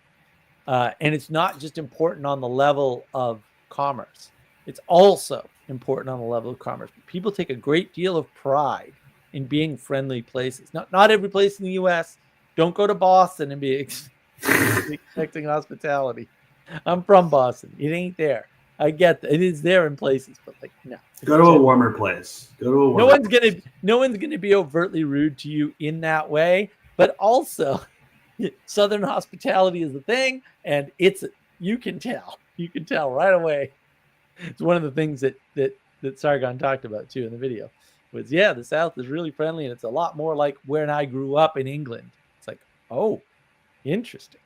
And it's the same kind of, it's Scots Irish, so same people, right? They're very English compared to the rest of the United States down here. So yeah, I mean, I think that when you don't have a proper balance for the sacredness of what you're trying to do with hospitality, which is communion, right? It's not mere service, which is what it's been reduced to. That's the proper relationship that we need to have. That's what we need to think about if we want to revitalize or revive this idea wholesale, right? I mean, if we're actually taking seriously, like, what is the proper role of hospitality today? I do think we need to um, uh, revive the word care in our vocabulary and take that more seriously and start to say, all right, there's this, we'll forget about love, like whatever. Let's take the idea of care seriously and what it means in a three-dimensional world when you're caring about something that is bigger than you, that is abstract, but it doesn't abstract, we'll say, universally, but it only abstracts to the moment. Like, what is it that you and I are able to commune over, right, or commune in the moment where we are? Because it's not the Ukraine war, right? It's not starving people in Africa. It's not the political turmoil in France or the UK. Like, and even RJ, believe it or not, I can't commune with you about whatever the hell's going on in Israel. I don't even know what it is. I don't want to know. That's why I only check in every so often about that topic myself. But some people do a very good job. You raise a really interesting thing on that connection point, which is that several years ago there were some programs trying to bring both sides together, and they found that hosting soccer camps where the kids could all care about playing soccer was a way to create shared ground and create relationships, and these people would go on to be more hospitable to each other, less aimed at trying to take the other person's land. And some of that is through the conversations they would have had at the camp. Some of that is through the participation that they had at the camp, but it's the care that those things engender and being able to see another person as something worth caring about because it affects you and impacts you, but also just because it's the best thing for both parties to do is to care. Right. So I think focusing a little bit on that is something that helps both everybody personally and everybody else too. Well, I like that too, because one pattern that I've noticed, and this is navigating patterns after all, one pattern that I've noticed is that the people that struggle the most with concepts like reality, they say like, what is real and what is LARPing, and they use all these goofy terms, like kayfabe and all this nonsense words mean absolutely nothing. That just betray their inability to sense reality, which I would say is the easiest thing in the world to understand and sense. Like, if you're having a problem with that, that's really a you thing, guys. None of them are into sports, right? Or to the degree that they're into sports is, we'll say, a much lesser degree. And they're usually very derisive when they discuss sports. They're like, oh, sports is just competition or something. And as Jordan Peterson has pointed out many times, like, no. That competition is couched in cooperation, in agreement, which is going to be Friday's topic, by the way, agreement. It's couched in agreement to play by the rules, to play the game, to have a winner, even if it's not you, right? And like, there's all these agreements, there's all of this framing that goes on around cooperation, right? Around communion in a sport. And if we're derisive towards sports, if we're dismissive of them, if we don't take them seriously, I think that causes a real problem for for communion and for hospitality and for politeness. What So do you think? on the sports thing, it rings a bell for something that I was thinking about earlier, which is Sundays have gone from being about the community to being about Mm, football for a fair number of people. But right, that doesn't mean that the hospitality is lost. That doesn't mean that the care is lost. You can still care about the cookout. You can still care about the people you invite over. You can still say, we're going to stop and we're not going to eat as people show up. We're going to wait till the food is laid out and do things in an order. right, But that doesn't mean that it's proceduralizing the hospitality. So there's right, right, flexibility there. It doesn't have to be a football game. It could be a birthday party. It could be a number of things. But I think those are my. Don't I think I have any more thoughts on the pretty fresh out on how to care more at this point. No, that's great. I just want to sort of note then that also that college football in particular down south is a religion, right? And sports in New England at the professional level, religious. I mean, people talk like that all the time, and I think there's very much this idea that in the quote flattening that we sort of or at least that I sort of talk about a lot. That's what's happening is that we've kind of flattened down the world so that religion is now sports, right? And that's our communion. Like that's how we're that's and there's a great deal of competition, which is fine. There's always competition. Competition's not bad. It's not opposition. Those aren't the same thing, right? And people are confused about that. But yeah, and then I just think that pattern's there. Like I kind of see this flattening. That's why I talk about flattening all the time. I'm like, how do you guys not see this?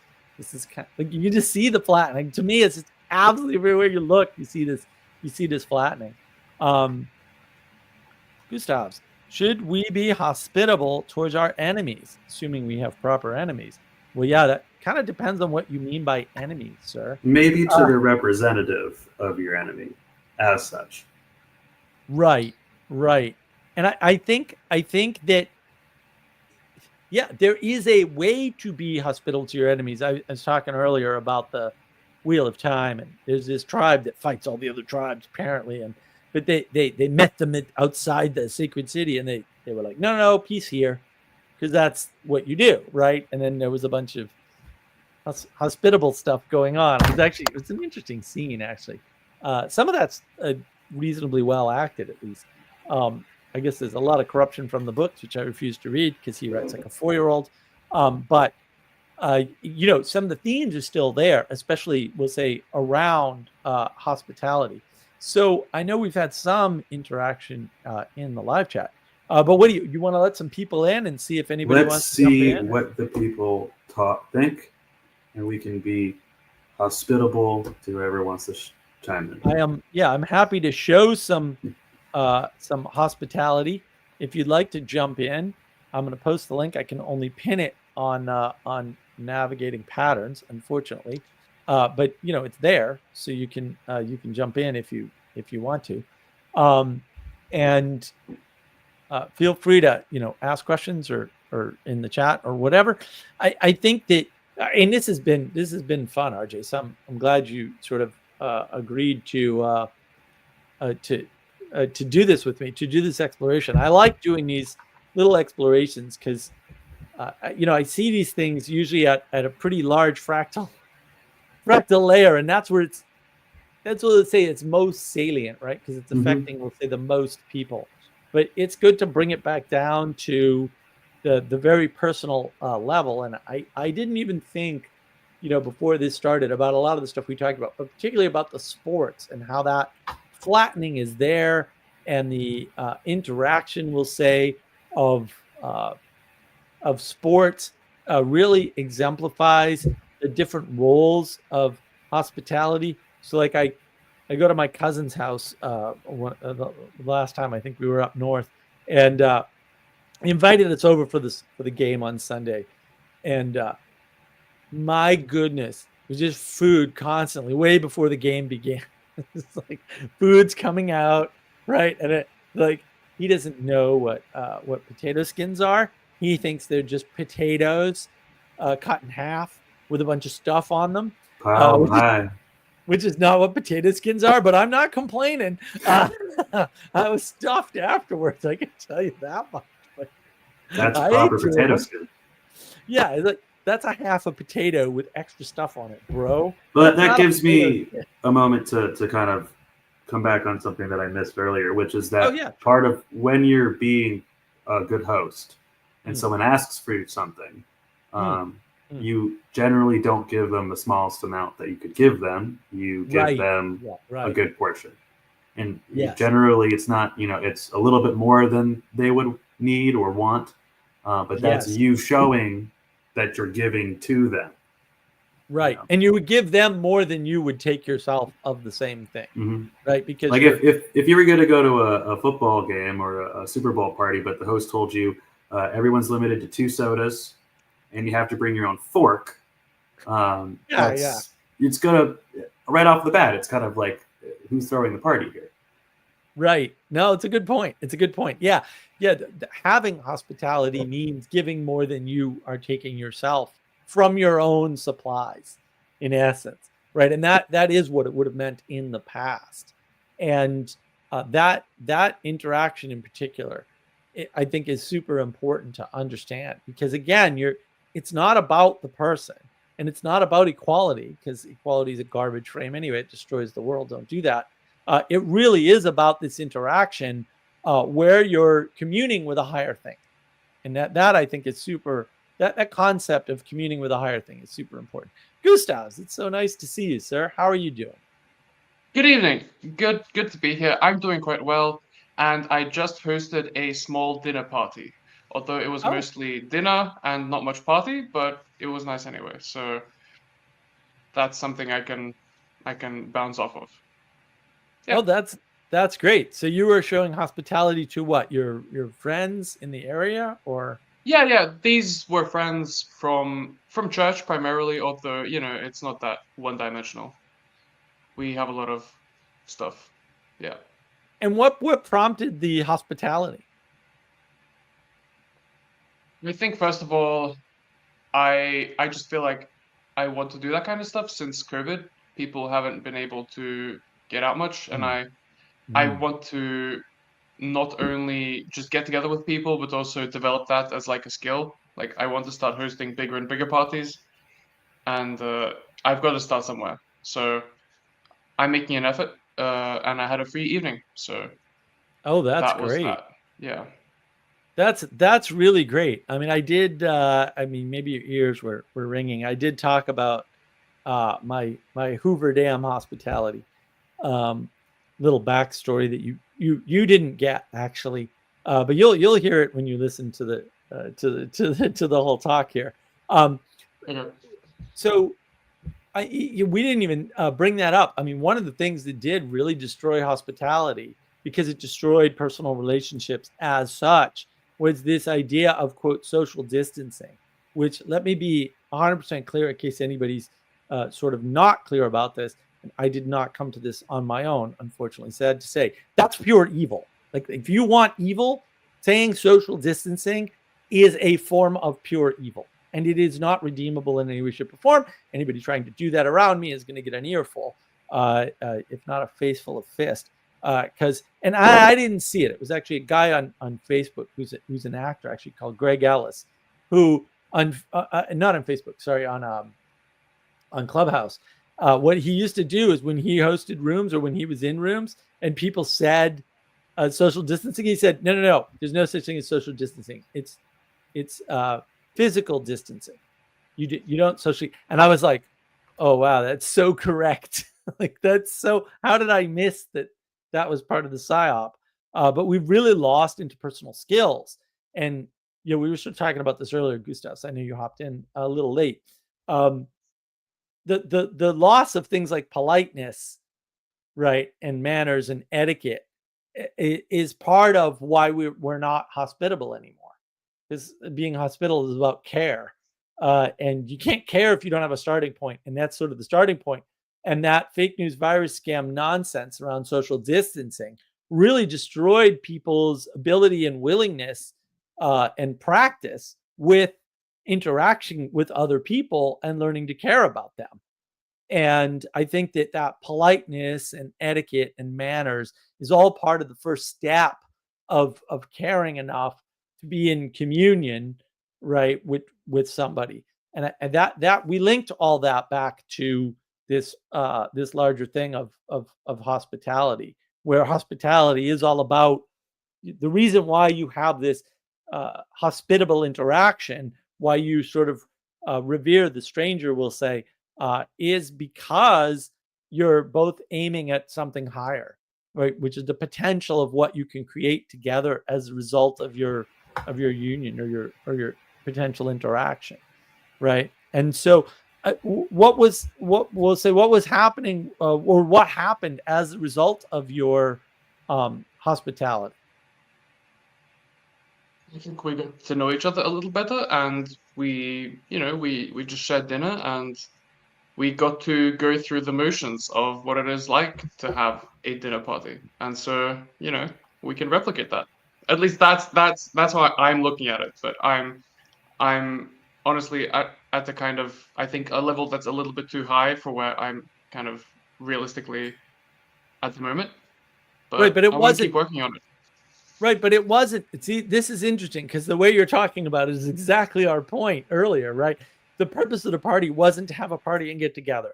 The purpose of the party was to practice hospitality effectively, right? Was to give a space to interact with each other, have, with manners, right? Have proper etiquette, right? And commune, so that we would know how to commune better, because we lost that skill during some silly fake news virus scam. So, I mean, that's great. I mean, you were right with us without even knowing it. So that's wonderful that you sort of exemplifying our point without even realizing, and listening to the whole talk here. So, yeah, I mean, that's great. RJ, what, you get any questions for Gustavs and his little hospitality experiment that he coincidentally happened to do on the day that we're doing this particular live stream? None at the moment, but I will also exemplify how to be a good guest and say thank you for having me, and for hosting anybody else who comes on later, and hope the rest of the conversation goes well. It's always important to have proper etiquette and to say goodbye to your host, folks. Thank you, RJ. It was great to have you. I really appreciate you taking the time, man. Have a great rest of your day. Till the next one. Have a good one. Yeah. So it's been an interesting, sort of exploration around this, but it's nice to hear your sort of bottom level, because we started with Vegas, obviously. As you know, I was in Vegas recently, right? I was thinking about hospitality as such, and the movement of hospitality, we'll say, out of hospitals and into entertainment and sin, or hedonism, roughly speaking, which is what Vegas is. And so that, you're sitting there going, listen, we lost a bunch of these skills as the result of this ridiculous pandemic-y thing, or whatever it really was, and now I want to get it back. So you sort of recognize the need on the ground, and of course you're European, in fact, so that's great, right? I don't think the Americans have really had a sense for how devastating this is, especially since in the north, like in New England, where I'm from, things are really bad still. Like, it's still people wearing masks. They're still talking about lockdowns every once in a while. I mean, it's just talk, but and down here it's like, yeah, 90 days and a restaurant's for reopen, buddy. Like, it's not years later. It's that year, 90 days. And so people in the United States don't really have a sense for what was lost in parts of the United States, right? Whereas you sort of felt it, and it's so prescient to you, and you care about it. We're linking care in there, obviously. And so you've taken steps to sort of reverse and sort of reinstitute a ritual of hospitality. Yeah, and it's not only that. I think specifically, I think churches got hit really hard, especially our church, in Oh yeah. different ways maybe than other communities, but churches actually got targeted specifically. So they kind of got wiped out. And also, churches have a lot of well, our church has a lot of converts in there. So it's actually Mm, people trying to figure out what community is after they've lost a lot of their old communities. mm, So that's right. that's also kind of why I wanted to do this dinner, because people don't know how to socialize anymore, because there's new boundaries and there's new lives and things like that. So it's good to have a sense of what you actually Right. can do with people Yeah, well, and we in church. and we covered this earlier. Online kind of destroyed the whole, like there's no need for politeness, for etiquette, for manners. Like all of that's out the windows with online, right? Like there's just you don't need that level of interaction anymore, or it's changed in some fundamental way where um, you know there's a new set of rules basically, but nobody knows what they are. Although to some extent they don't. I mean, I know a lot of people will talk about like we don't know how to do these things online. It's like, well, actually we do because online is older than you think. Just because you're new to it doesn't mean the people who aren't new to it like me don't know how to make this stuff work. I've been an online community builder for decades now. It's not that hard. Online communities, however, don't tend to last, or at least last in a single form. Book coming soon, by the way, hopefully next month. Um, but the fact that you've sort of sensed the problem and sort of addressed it, and just the fact that we have an outlet where we have a different set of rules, maybe no rules, right? Or maybe you don't know what the rules are, in an outlet called online, social media, whatever that's supposed to be. And it's probably a bad name for something much more important and much more interesting. We'll say. I don't necessarily mean in a good way. Um, and you sort of recognize this need, and you're like, oh, we've got these converts, and so where are these converts to your church from? Like, are they domiciled refugees from somewhere, from other thing, or where do you think they're coming from, if you know? Uh, I think half of them are sort of people who were raised in a Christian, I don't know, structure or something, but then kind of didn't quite grasp the essence of it until, early 20s maybe. And by then you Mm, kind of get involved in a lot of stuff that definitely isn't Christian. And then you kind of have to get rid of that. So I'd say that's quite similar to myself. But the other half are people who I don't know, like probably not domiciled, but just people having crazy lives and end up in church, and you know, they feel mhm, Christ calling to mhm, them. mhm. There's no other way to put it. Like they see it and it gets them, and it's for the best. And they Interesting. involve themselves fully, and they really do get rid of their old lives. And I heard some stories this evening that you know that they stay with the owner, but like they're Mm. crazy stories, crazy, like people from like the worst parts of where you could be. Mm, well, that's Vegas And for you. yeah, Vegas, like Vegas stories. Yeah. Yeah, yeah, yeah. The hedonism. Well, we were talking about the what happens in Vegas stays in Vegas saying that used to be popular years ago, right? It's like, no, that's not, because the world's connected. You can have an experience and not take it with you. That's not possible. So that's interesting, 'cause that to me in my framing sounds like crisis of faith people plus crisis of meaning people, both sort of together. And then there you are doing the excellent work, by the way, I must say, of being hospitable and showing them hospitality and engaging them in etiquette and politeness and manners and all of that. And because you notice the deficit there, which I think is wonderful. Like you've noticed a deficit and you're trying to sort of address it. hmm Well, also I have a nice apartment that I'm living in, and there's a deficit there as well. I need some people here. Yeah, well, that's an interesting aspect. We didn't really discuss that, but just the fact that, and especially, I mean, not so much in Europe, although maybe more so in your part of Europe. Uh, yeah, some of the quote flats in Europe, I'm like, you live here? Like, because in the United States, there's so much land. Everyone's got a big house. I mean, even my little house is big by comparison to the UK. It's like this is luxurious in UK land. I'm like, this is a nice tiny house. Thank goodness. Right. But um that having a house and not having people over to enjoy it. And for me, it's not really the house, it's the yard, right? A huge yard. And I've got this wonderful pole shed that's outdoors, but it's shaded and the rain doesn't get there, right? And it's big, it's huge, right? It's I forget how many square feet it is, but it's like 450 square feet or 490 square feet. It's pretty big. Like, it's about the size of a flat in the UK. Uh, but like I've got this wonderful outdoor space. I've got a grill there. I've got a desk there. I've got the table there. Right. There's a little table where I do the book clubs from actually, when I can do them outside. And yeah, we want to get people over to enjoy that with us because otherwise it's just us and the pond and and the wildlife and everything.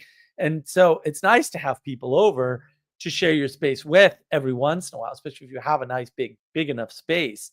So yeah, it's a good point. I didn't really think of that. We didn't sort of cover that in the talk, but yeah, just being in a space with somebody, as opposed to what we have now in the U.S. in particular, we have a lot of restaurants, and they sort of host, right? They're the the hospitality enabling the meeting.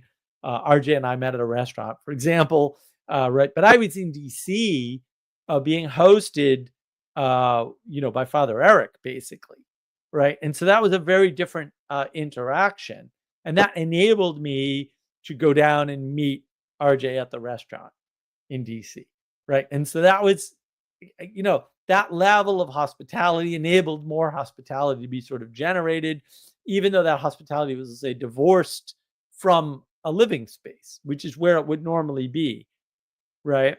It's not my city, it's not his city, right? Because it's a big city, right? Nobody owns it, right? He's not the mayor, right? I don't even know if he's living, quote, in DC at the time. So having a place to host people in your home, we didn't really go over that. So I'm glad you jumped in. This is excellent. And the reality is that a lot of people don't have that kind of space to share with people. That's, Right. in a Right. good location that is, well, just good from the sense of like accessible to people, because it's close to my church actually. So we came here Oh. after church. So that was really convenient for everyone. And so that's part of it. And not everyone has that kind of space, or at least, a table that 6 or 7 people can sit around.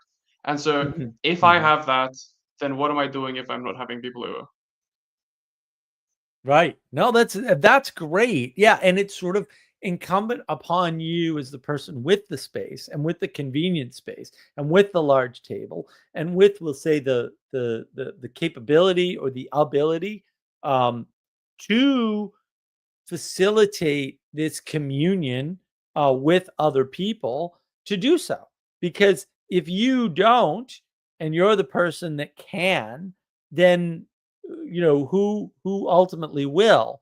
And I think we've sort of lost that sense of duty towards that higher thing, that third thing, the thing above you, which is the communion, or it could be said to be the uh, the ability to bind, right? The ability to host, the ability to find, or to the ability to enable the potential connections in the future, right? If you don't enable that, if you're not able to help manifest the potential, who will, right?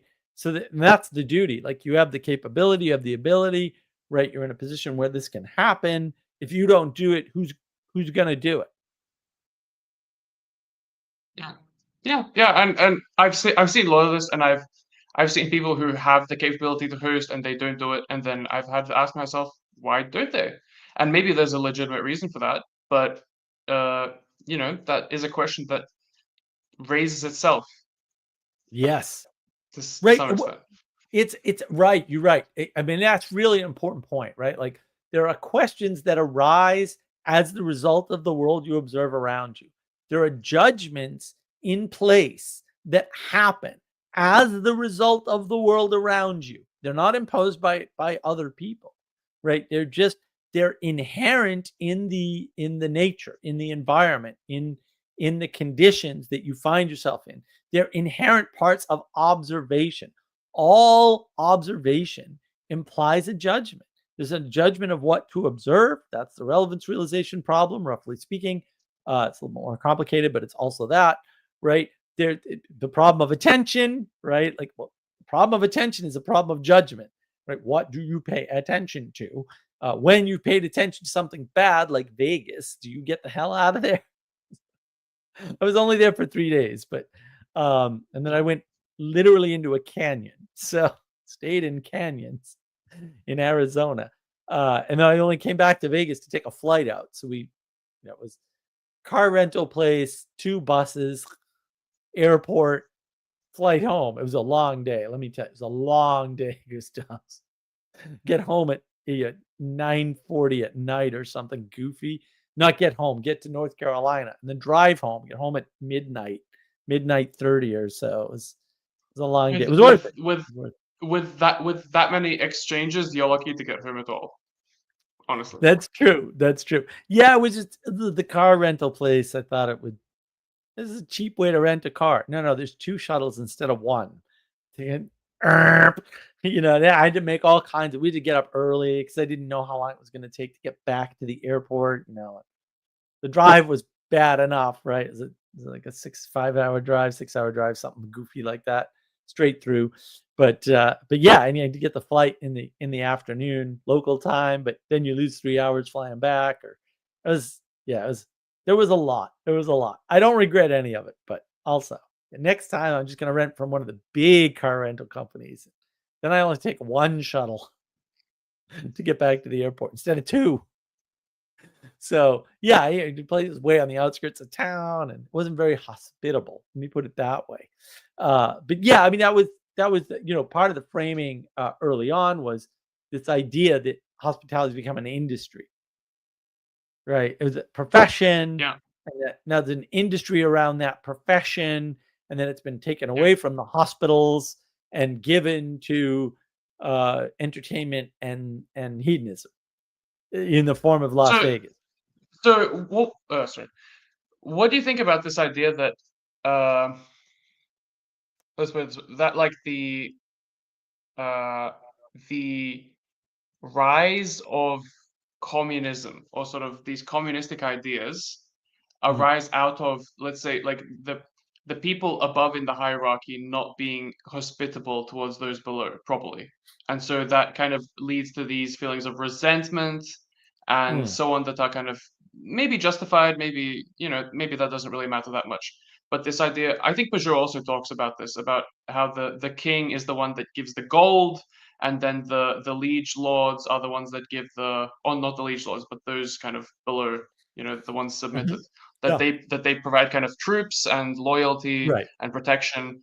And so if you break that exchange, which is asymmetrical and so on, but if the king no longer hosts feasts in his castle, then what does that mean? Like maybe it's justified to actually kind of take him down.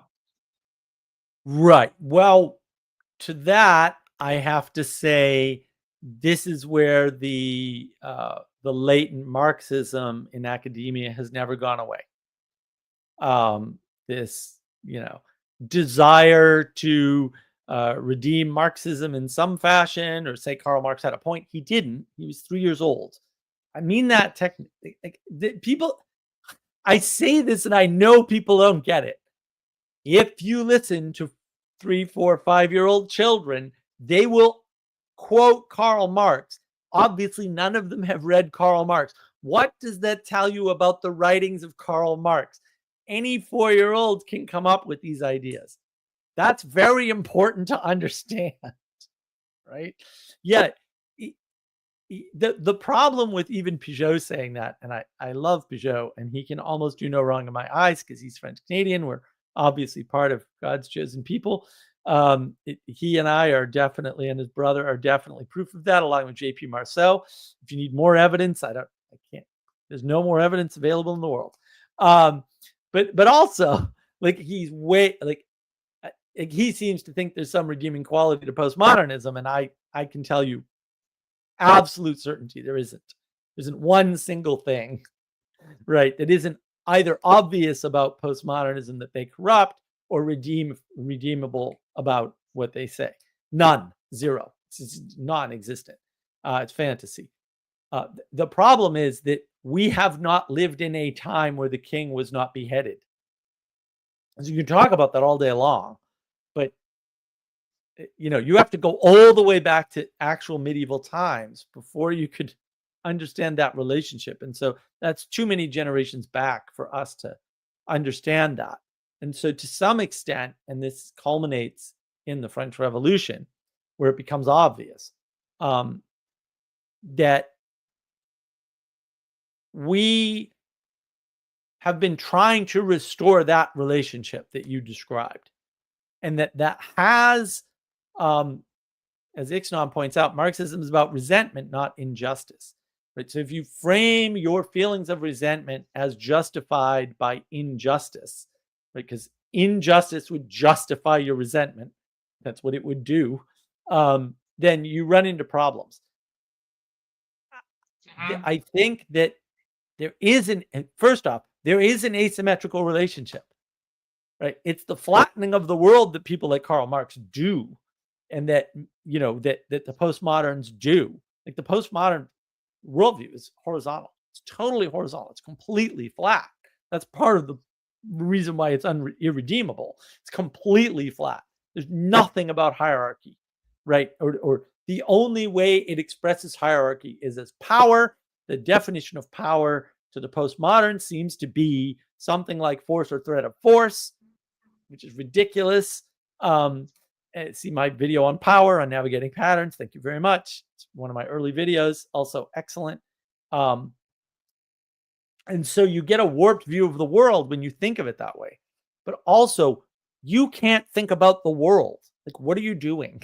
The world is so much bigger than you. The idea that you have a world view is valid and invalid at the same time.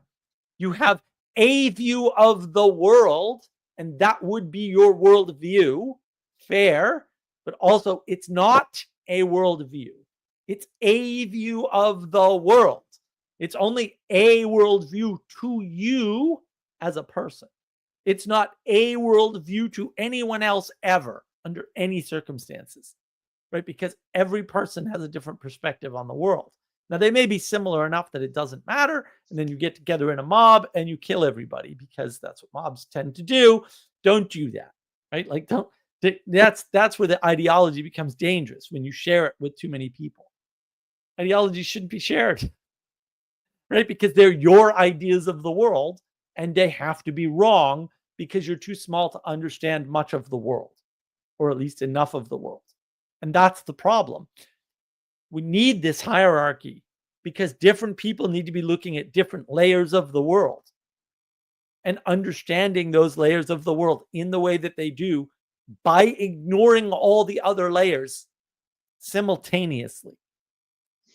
And my justification for this. Am I right in thinking that, so a consequence of this is that it's kind of impossible to judge whether the guy above you should be hosting you?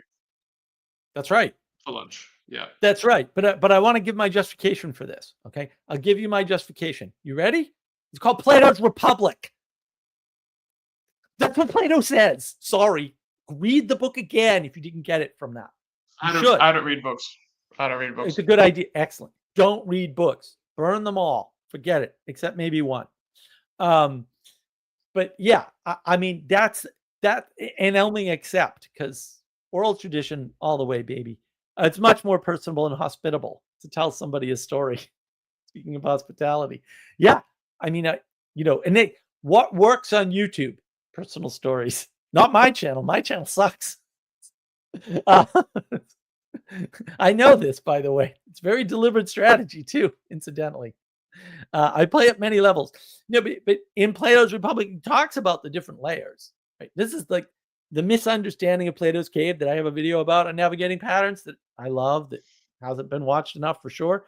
Like he talks about this. That's what the allegory of the cave is about. If you read all of chapter 7 and not just the allegory of the cave, which you misread anyway, because he says a bunch of things like, you can't do any of this. Can't free yourself from the cave. You're not supposed to. If you did, it would be painful.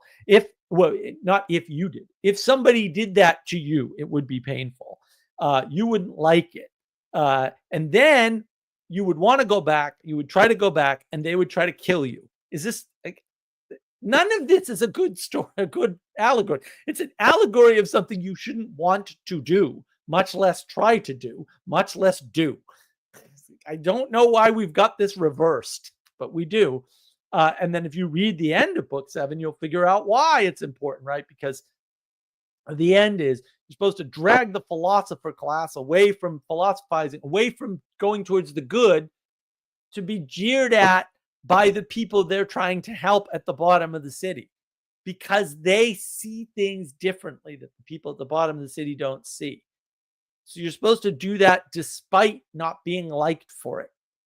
That's the lesson that Plato's trying to give you, is that the city has many layers, guys. Everybody's operating at their layer. It's really important that everybody operates at their layer, but also the top layers are going to do things to the bottom layers to make the bottom layers better and be completely unappreciated for it, and in fact hated for it, even though it will make things better. And it does immediately, in some cases, make things better. I think we've lost that asymmetrical relationship. We want to be known for like our accomplishments or something. And then when the people at the bottom want to be known for their accomplishments, they end up in Gaia worship, in some bizarre earth worship ritual called climate change, where you're ridiculously, quote, recycling things in bins when it doesn't work. What you're trying to do is making everything worse, by the way. Don't do that, actually. Right? Reuse. Yes, I'm a big reuse guy, not a big recycle guy. Don't recycle. That's stupid. Except for tin, aluminum, and glass, and certain types of large metals. Everything else is not recyclable. I hate to break it to you. Cardboard, not recyclable. Plastic, not recyclable. Sorry. And that's part of the problem, is that we mix these things up. I don't think it's the loss of hospitality. I think the loss of hospitality happened later, right? Because I see hospitality, politeness, manners, etiquette existing all the way into the 1970s and 1980s. And that's when it starts to break down, right? Like they used to have a newspaper column called Mrs. Manners. I don't think that exists anymore, or to the extent that it does, it's been spread out. And so there's no unifying authoritative source for etiquette in the United States anymore that I'm aware of. And I used to see it all the time. The English king was beheaded when? So it looks backwards to me. It looks like despite losing the king, we still had things like hospitality from the people who, like yourself, are able to provide it for others until very, very, very recently. And so to me, it can't be that. You could say it's downstream from that, and I wouldn't have a way to disagree. It might be. But I would say it's more a result of the flattening the equality doctrine, things like that, that if we're all equal, there's no reason to be hospitable to others. They're equally capable to you. And therefore, right, and if we're not looking up, if we're living in the flat, equal world, what good would a hospitality ritual be? What are you looking up at? What? There's no potential there. It's just Gustavs plus Mark equals Gustavs plus Mark, whatever that is. There's no sum of parts being greater than the whole. And so why would you ritualize and revere it and hold it as important enough for you to give more of your stuff to somebody than you would give to yourself in the same instance? because that's what Yeah, hospitality is. and plus, if I can host them, they can host me, and they're not hosting me, those bastards. So I'm not going to host them. Right. Like, This is the problem of equality doctrine. Equality doctrine puts you straight into opponent processing because of the principle you just outlined, which is, why would I do this for them if they're not going to do this for me? And it's like, well, because you're capable and you revere the potential of the communion that can happen when you're hospitable. And then, and that's the whole trick. Like, it's not that, it's the third thing that's higher than you. Like, the whole point of hospitality is you're looking towards the future, towards a potential that you could have in common. Hopefully, you're looking at a common thing to get there, right? And RJ brought this up earlier. There's a raising up. You're supposed to both pay attention to the same thing. And the ritual we were talking about, the pre-meal ritual that I partook with my friend. That is the point. Having the ritual of hospitality is the point of there's a potential there. We don't know what it is. We don't even know if it'll manifest. Maybe this will all be, quote, a waste. Well, I can't think of it in those terms because I just can't. But like, maybe it'll be a waste. It won't manifest anything at all ever. That's possible, right? But hopefully, it will. Over time, it will. And if that happens, that's why you have the ritual. A ritual doesn't guarantee a result. It just invites one. And I think we've lost that sense too, because we flatten time. Everything just happens or doesn't. It's all, RJ was using the word transactional earlier. I think it's dead on. Right? We're very transactional, very much like if this, then that. That's that linear and discrete behavior I talk about in the knowledge engine model. If you haven't seen those videos, I have one live stream and one recorded. They're both good, although the recorded one has an error in it around opponent processing. It should be cooperative processing on that slide, but I screwed up because I got sucked into. We all get, and that's the thing. We're all in the age of gnosis. We're all sucked into this framing. It's very hard to get out of. Even I can't do it reliably. And it's good that you're hosting things, that you're being hospitable, and that you're exemplifying that, for our audience and for the people near you, more importantly, because that's where it matters, right? And it sounds like you don't really have any expectation around that, other than it's the right thing to do. Pretty much. And like, those are people you care for. I wanna have girls over as well, like for me and for my friends, to get to know them, and so it's a good format actually, and one that works because there is no expectation. Right. That's good. Right. Yeah. Well, the hospitality has knock-on effects, right? Because you get known as somebody who's hospitable. You get known as somebody who has the resources to be hospitable, and that changes how other people interact with you, and opens up the possibilities. Like, oh, this person has more resources than they require, so they're well off in some sense. They're able to handle more than they're handling today. Well, that's prime material for somebody to come in and infiltrate, if you will, your life, and help you to be a better person, right? So And I need help. I need help because today I was setting all this up, and it was hell. It was hell. I had to go to the shops. I had to buy food. I had to cook it and like figure out the timing, and then I had to take a shower, and it was not working. It's too much. It's too much for me. Yeah, I can't do it. it's always a lot. Yeah, preparing for parties and stuff is always a lot.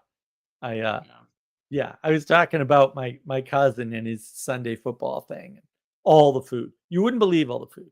It was constant food. There was just constant food coming out. I was like, "What are you guys doing? This is great!" Like, I was happy. Like, I should sit there and get offered food. That was my whole task, right? I didn't even have to cheer for the stupid game or anything. I mean, I actually like the game, but yeah, and we've sort of turned these hospitality rituals in the U.S. down to sports, which is kind of, it's better than nothing though. So I'll take it. But like, there is a sense in which it's been flattened down to sports, or religion has been replaced by sports rather explicitly in the U.S. But this idea of just hosting a dinner party or being hospitable to the people in your church or whatever, And explicitly, and I know you pretty well, like, and you did do it explicitly, like, no, I understand there's a gap here, that something needs to be exemplified, and that I'm the guy who can do it because of the resources I have access to, even if it's a little overwhelming for me, and hopefully next time you'll have some help, right? And so I need to do this, like, as a duty, because you're a very duty oriented person, right? You're younger, you're looking for duty effectively, right? You're not an ortho bro, thank goodness. And so you're able to enact this idea of doing something for the people around you that is a struggle for you. And I think we're sort of struggling back to that position where people realize we need the struggle, right? And hopefully they're going to aim it not at themselves. This is my grand critique, if you will, of those little cults, right? This stupid TLC thing is very much go off and start your own thing. And it's like, no, that is wrong. That is actually wrong. Go out and be hospitable and help others. That's what you need to do.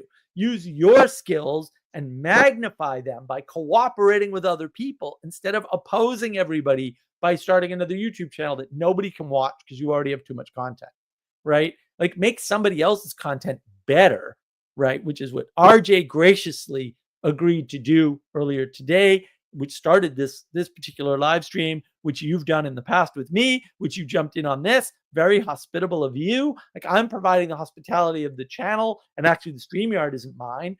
That's a hospitality being provided to me, right? So that I can be hospitable to others and they can be hospitable to me in return effectively. And that enables a much better exploration of a topic like hospitality, which I'm now able to talk about because my experience. I went over that in the beginning. I hadn't been to Vegas yet. I had all these suspicions. I've been wanting to talk about this for decades. Like, what is the role of Vegas with respect to the loss of hospitality from hospitals into entertainment and hedonism? That this is not a new thought for me. This is something that's been going on for 20 years plus in my head. Now I can do it. Why? I didn't dare do it before because I hadn't been there. Needed to go there first.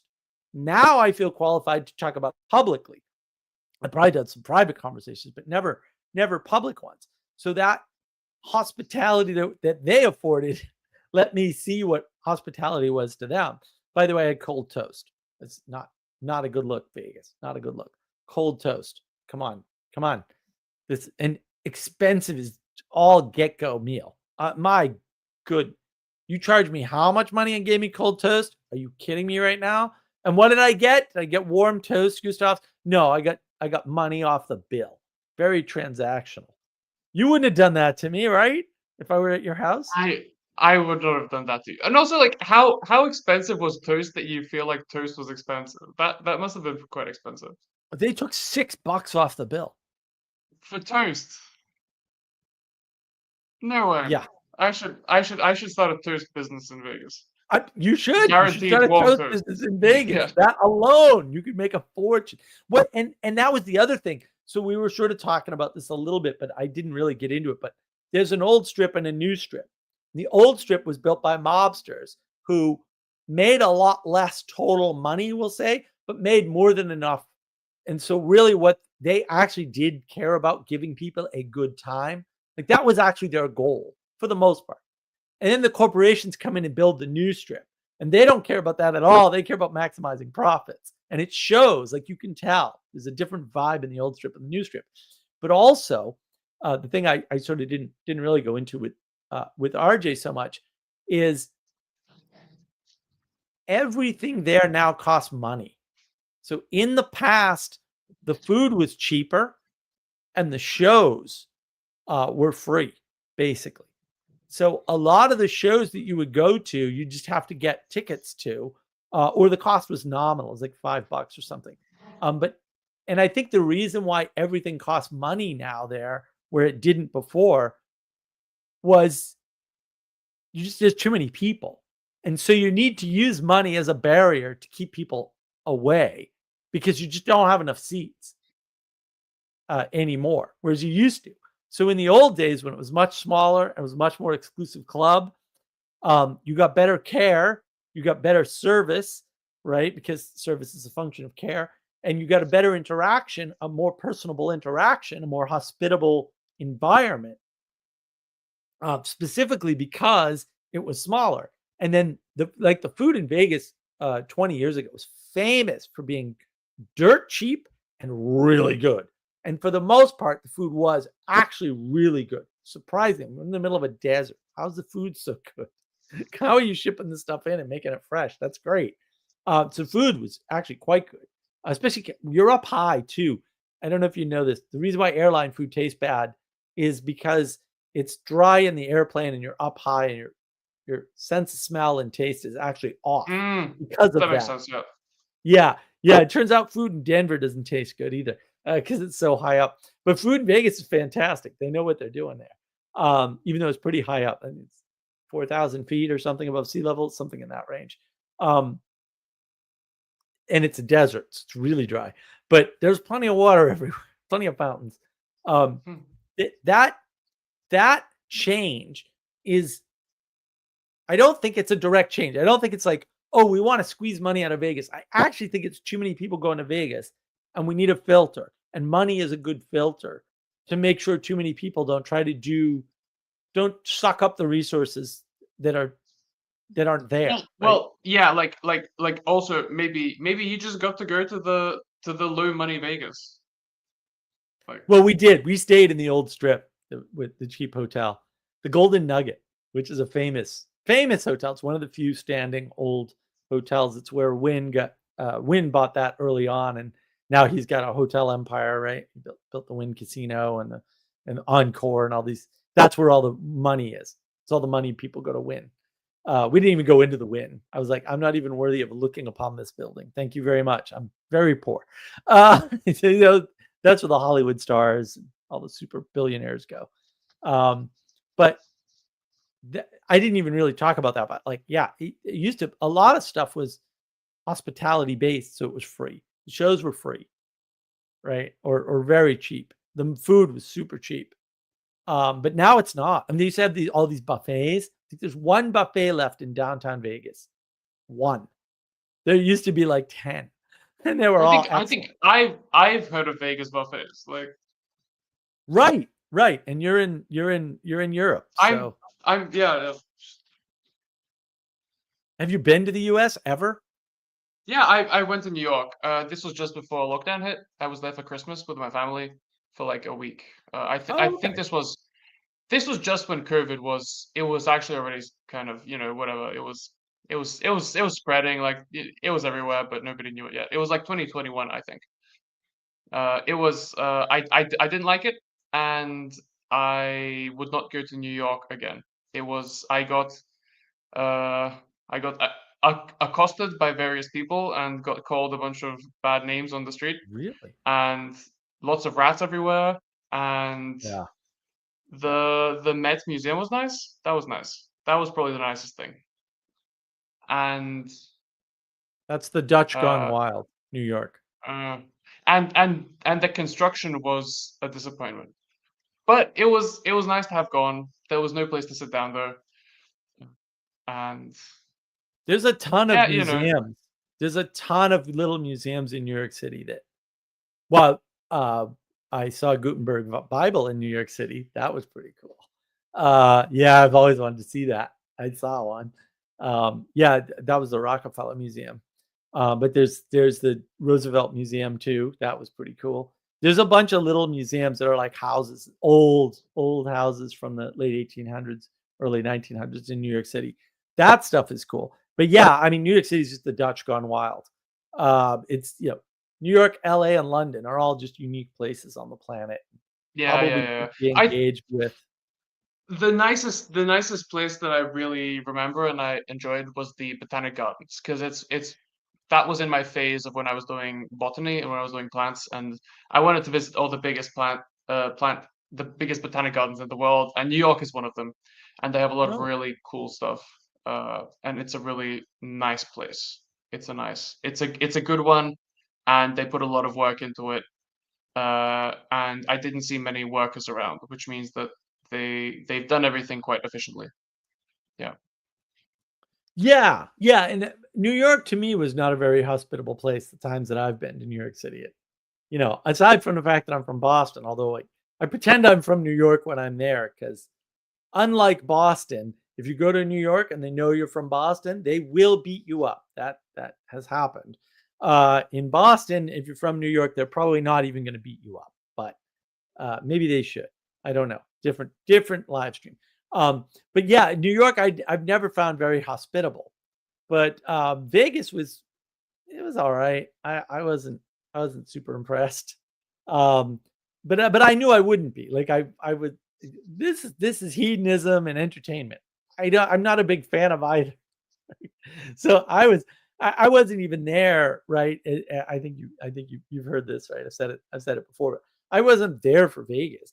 We were visiting family, and I figured out I could go to Vegas, and it would be cheaper flights, and so it just made the cost of Vegas 3 days in Vegas a lot cheaper. That's all it really did. It didn't, and then I got to visit the stuff I cared about, which was, you know, drawings and carvings on walls made by people 1200 years ago or older, right? So that was the thrill for me, being in the Southwest and seeing, having the Bonanza theme song going through my head the whole time, and thinking about the Rifleman and stuff like Chuck Connors is the Rifleman, and all these TV shows that I remember watching reruns of when I was younger, that my uncle still watches, right? um, so yeah, that for me was more interesting. And the hospitality I got with the family was much better, actually, than I got in Vegas, because it was family, and you can't transport hospitality into commerce. Like, it just doesn't. It's not the same thing anymore because it doesn't Yeah, have the yeah, same yeah, purpose. yeah, yeah. I had this similar, I guess not similar experience, but when when I went to Georgia, so this is the country Georgia in the Caucasus Mm. of Burn Powers fame. Uh, in the last, I think it's like 15 years, they have got so they have a population of 2 million. They went from like 500,000 tourists per year, and now it's 8 million. So on a population of 2 million, Wow. they have 8 million tourists going through it, and they've really changed. So this is what I heard from a Latvian guy who's lived there and done business there, and he's a friend of the country. Yeah, he said they've really changed. That they start viewing tourists as money bags, and start like the scammers start popping up, and people just aren't Mm. hospitable. Whereas they used to actually, if you get lost, well, in the mountains they probably still do this, but people used to just take you in and take care of you, give you food, you know, all the little quirks of hospitality that people can give you when they don't have that much to give. Just basic food and whatever they can do with their hands and a place to sleep. Uh, but that doesn't happen that much anymore. Well, that's interesting. It's good. I'm glad we have you here, because one of the themes we were talking about earlier was, um, how is hospitality accomplished in the past, and yeah, I mean what you're talking about, because you're part of Europe that actually hasn't been, we'll say, super affected or as affected by, say, the plague that hit the UK and France and Germany and the Netherlands and places like that. So when you think about hospitality as a European and you're a part of Europe, what do you think of? Uh, how do you interact with it? I mean, you gave us a little flavor, but say more if you can. Well, the first thing that comes to my mind is when you go on some sort of hike in the countryside in the summertime, especially when I was a school kid or something. You would just, if you're thirsty or hungry, then well, we would, as a class or as a group of friends, just go into what do you call it, like a homestead or a farm, and there's an orchard, and they just say, just eat all the apples you want. And so we go and eat all the apples we want, and then they go to the well and they bring out some lovely, the freshest water in existence, and they bring a big bucket of that out. It's all very rudimentary, and they bring out cups, and we just have that water, and it's the most amazing thing ever. That's the the first thing that comes to mind. Kind of the second thing that comes to mind is a sort of different kind of hospitality, which is more like stories that I've heard from my grandparents and from my parents as well, I suppose, sort of about how society was in old times, about how people dealt with difficult individuals, uh, sort of despite also not having that much to give. So just living situations like that, like maids used to be a big thing, which was actually a method of hospitality for during that big leap of urbanization that happened. Maids were basically all girls from the countryside who just came to the big city and they didn't have anywhere to go. And so Right. you would kind of take them in and they would do the things that they knew how to do, which was cook and clean. And that's what you know from the countryside, that exapts to this, well, not exactly exapts, but it Yep. transposes to the city. And that's a method of hospitality, I think, because it's like Mm. maids are expensive, and as a maid you actually don't get to be a maid for very long because you just have to get married at some point, because Right. you aren't going to be, you're living in a closet in someone else's apartment or house, which is fine, because you just moved to the big city. But yeah. That's a really good point. Yeah, in the past, those jobs that everybody thinks were oppressive or whatever were very much hospitality jobs, because the the people with the means were being hospitable to the people without the means to enable them a bunch of potential in the city. Yeah, and with very few exceptions, although there are notable exceptions. Like there were servants, and they were in some cases paid or quote indentured, which the way we think about indentured nowadays is wrong, but whatever. Different live stream. Uh, and so, how do you think hospitality has changed? We'll say from what you've seen. You already mentioned sort of the fake news virus scam incident, but we'll say excluding that, we'll say before that, have you seen a change in hospitality? With where you are. I I would say yes, but I think I think I think the broader climate that I'm in, like the friends that I went to school with and the church that I'm in, actually has a very, very healthy culture of hospitality. Like the people that I'm around do. I think Mhm. specifically in my family and so on, not so much. So I'm sort Mm. of emerging out of that, and I see the contrast there. But it's difficult for me to see, first of all, my family, then my immediate community, and then the broader society. I can't really see further beyond to broader society. I would say that. I I can't say. Yeah, that's interesting. I mean, I think that's probably why this idea that we'll say hospitality is less dead in Europe in general is probably why the problems of Europe have sort of come up a lot quicker, we'll say, than they have in the US, even though everybody sort of projects the US is going to break apart. US is fine. Listen to Sargon of Akkad's video. US is fine. Everybody here is pretty positive, except for the crazy leftists that are all going to destroy themselves in a civil war by their own admission. Let them be. Let them do it. Um, Europe is like, oh, we're not fine at all. At least parts of Europe are like, oh, this is bad, right?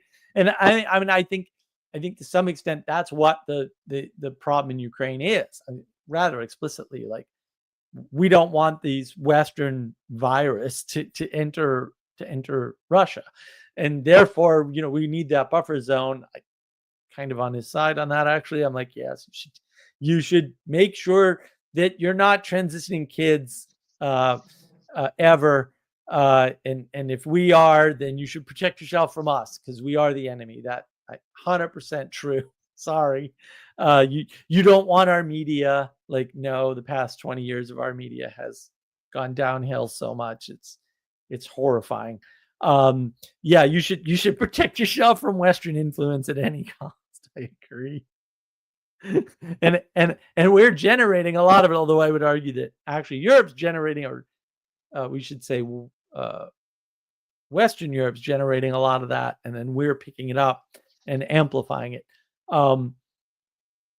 That sort of buffers you against the evils of materialism or something. The fact that you still have that hospitality to some degree, and maybe the infestation we were talking about this as a war, like more on the spiritual warfare side, we'll say, that attack has just happened differently over there, right? So you talk about the tourists for Georgia, it's like that's a different form of attack of a culture where you're destroying the hospitality of the Georgians by having too many tourists. And then they get a flood of tourists. It's overwhelming. It changes their culture. That's not good for them. I'd start a war over that too. Sorry, but I'm all in. I'm a yes on the war in that case, on the more physical war. Absolutely. Like that's dangerous. You don't want to lose things like hospitality because that is where the potential manifests. Hospitality is the methodology or the ritual of manifesting the potential of communion. Yeah. And it's the famous hospitality that draws the tourism to a large extent. Right. Yeah. Right.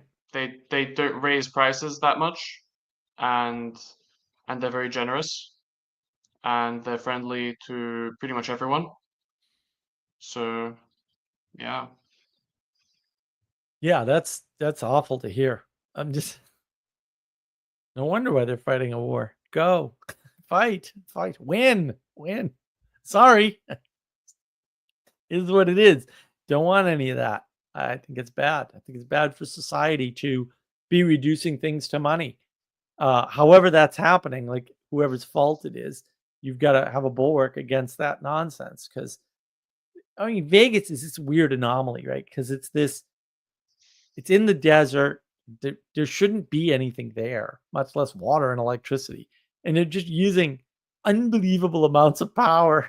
Because the Hoover Dam's right down the street. It has way too much power because no one lives there. Like I drove around the place. There ain't no one. Hundreds of miles. Right? It's just little oasis cities in the desert. And it makes sense that they're, because it's a dam, they're generating energy at nighttime as well, like full power. So you got to put that nighttime energy somewhere. That's right. You should see the lights. The lights are unbelievable. Yeah. It's insane. Some of they've got like, I think it might even be bigger than a quarter mile of this thing over the road. Right? Oh yeah. And it's covered in LEDs on the inside and just 24/7 showing stuff. Did you see the orb? The big sphere. The big orb? Oh yeah, we saw the sphere. Yeah. Yeah. Well, the thing I'm talking about that hangs over the road, that's to compete with the new strip because that's in the old strip and where we were. Yeah, so it's called Fremont Street. So if you look up pictures of Fremont Street, I have pictures. I'll share them on the Discord at some point.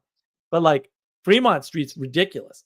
They have zip lines above the road, and people are just walking there. I mean, mostly it's not cars anymore. I think it's closed to cars, but like it was a 4-lane highway at one point, or a 4-lane road, and now it's covered with this, with this covering that's lined with LED lights and just showing like TV type media, especially at night. At night, Fremont Street was insane. It was insane. They had guys in dancing gorilla suits dancing to DJ music, and why I don't know. They had flamingo girls just kind of hanging out. They had like the Coyote Ugly women dressed and dancing on bars, and I was like, they had other worse things there too. But yeah, they had this weird trend where they were playing like house and dance music, and guys were just sitting like this, not moving at all, not even blinking. And I'm like, what is the purpose of dance music that you're not dancing? What is going on? And they had a Michael Jackson impersonator on Fremont Street. I was just like, this is completely. And there was no hospitality. That was just like, what hedonism thing did you want to engage with? How did you want to be occupied? How do you want to have your attention torn away from you? And we're just walking down this street, and I'm like, Sarah, why did you take me here? And she's like, sort of laughing. I mean, we were going to dinner, but we had to see it. Like you have to go see it. Like you have to experience. I did want to experience this stuff, right?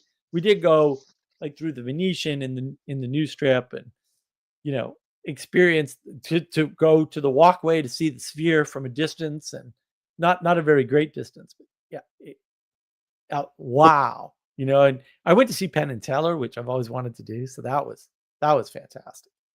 But for the most part, yeah, the idea of hospitality there is just a different. They use the term hospitality, but I do not think that word means what you think it means.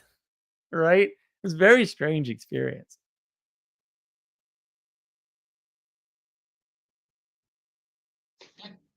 Did you talk about any of the stories? I think there was like a Greek story about hospitality. Was it like wasn't there like a Cyclops or something that had the bed, right?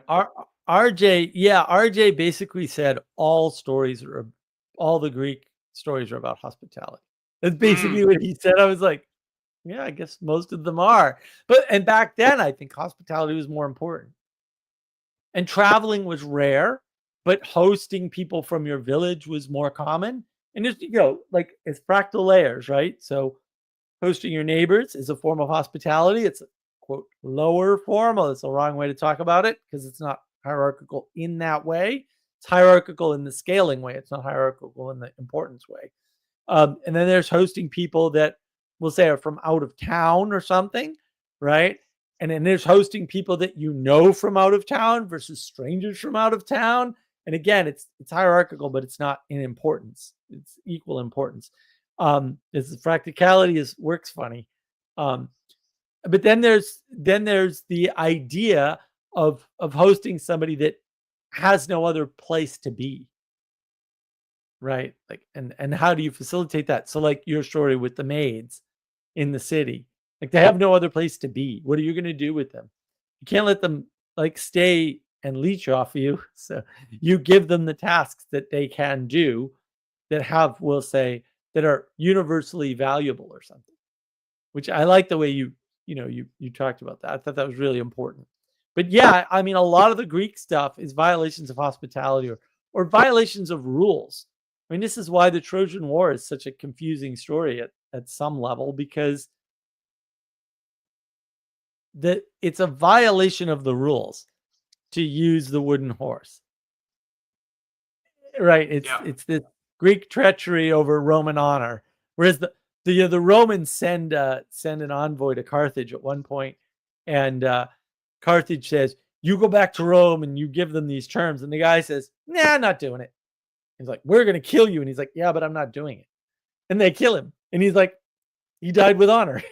Like, we still know about him. It's like, what? But like, that's important because maybe that's not, we'll say hospitality per se, but it's tied up in the similar ideas of hospitality. Like, what do you do with the stranger? What do you do with the visitor? What do you do with family? When they visit you, we'll say, what is the interaction of visitation? What is the purpose of visitation? What is the telos? And if the telos is that third thing that's higher than you, that potential that can manifest as a result of cooperation, right, with your family, with your friends, with strangers, then it's good. And hospitality is the word that we have for facilitating that sort of cooperation or potential cooperation. Have you stayed in a lot of backpacker hostels? Because they seem to be quite hospitable, actually. Like they're crazy places with crazy people. Yeah. But they charge next to nothing. They offer you a place to stay. Yeah. But yeah, they are full of crazy people. And also the people who run them are also crazy people, by the way. Usually they're outliers. I have only stayed at one hostel ever in Canada, and I'm never doing that again. Ever. I'm done. Maybe I'll do one in Europe, but no. No. Bruce, we're being hospitable to Bruce. How you doing, sir? Hey, what's up? How's it going? You're a little low, but what's up is we're talking about hospitality. I don't know how much of this you've watched, so. I'm sorry I missed it, but it's a topic near and dear to my heart. But it is, I did not see the rest of it, so maybe I'm coming in a little behind the curve, you know? You are coming in 2 hours and 50 minutes in. No, I saw that, yeah. That's okay. Yeah, we were, Gustav's gave a great sort of description of what was going on in Georgia, the country, and how tourism affected, quote, hospitality there. And my whole theme was my visit to Vegas and how hospitality as a profession and then subsequently as an industry has maybe taken away from hospitals or hostels, which is where the word comes from, is basically being kind to strangers or something, hosting strangers.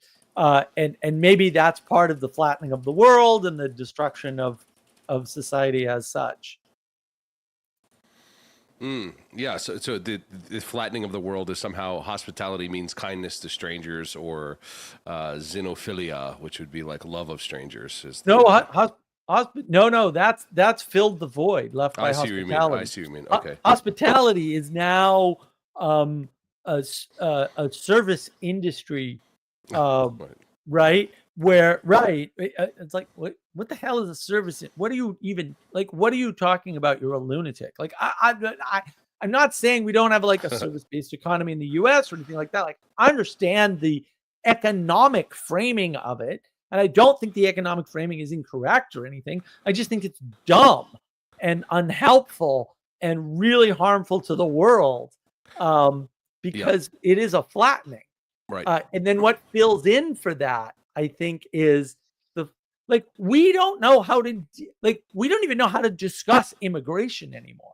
It's been flattened to it's been flat, right? And somebody's taken advantage of that and said, well, immigration. And I'm like, okay, but you're talking about immigration as though legal immigration and illegal immigration are the same thing. Right. And they're not, which is why there's a modifier in front of the word immigration.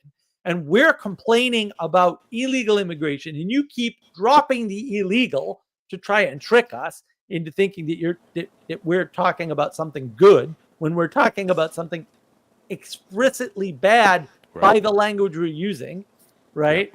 Mm-hmm. And then you're going, well, we need to abolish the word illegal. What? This is all the result of not understanding hospitality, is my argument. Because in the past, you wouldn't have had that discussion. It's a ridiculous discussion to have. Right? People migrated, and you figured out what to do with them, right? And hospitality now means, from the immigration perspective in the U.S., hospitality now means give them welfare and free stuff because they're here. And oh, by the way, because they can't have legal jobs, well, why not? Because we've lost hospitality. Because Gustav was talking about this, like he was saying, maid service, where he is, and probably still to this day to some extent, because he's in a part of Europe that is, we'll say, unaffected by the Western European diseases. Although we could blame the U.S., but I'd still want to blame Western Europe. What was all about people coming from the country to the city and not having a place to stay, and then the only thing they have to offer is cleaning, because that's kind of a universal thing, right? That people have, like, you know how to clean because you're from the country, from the city. Cleaning is not that much different, right? And so we've lost that. So we don't say have that for the people that we used to have it for, right? We've made special things, we'll say, in law, right? So we have these immigration work visas, right? Immigrant work visas, which are a very specific thing, which is why, people always say, well, without the immigrants, you wouldn't be able to harvest your food. Yeah. They aren't immigrants. They're actually migrant workers that have visas. They wouldn't be affected by a change in illegal immigration at all. They're not affected, actually. So that's a lie. It's good to know that that's a lie, by the way, because it's a lie. Knowing when people are lying to you is important. But like the whole discussion around that, to your excellent point, Bruce, I like that everybody who comes in brings a new perspective. The whole reason why we're having that discussion is because we don't know what hospitality is anymore. Yeah. And we've reduced everything to law. And now we have a legal and illegal immigration discussion. We don't even understand the hospitality of migrant workers, which we have. it is funny too, because there's always this sort of soothsaying or assumption of intentions that I think gets brought up in the discussion far too often, which is like, oh, we can't call what the servant workers might be doing as hospitable because they're not doing this out of the goodness of their own heart.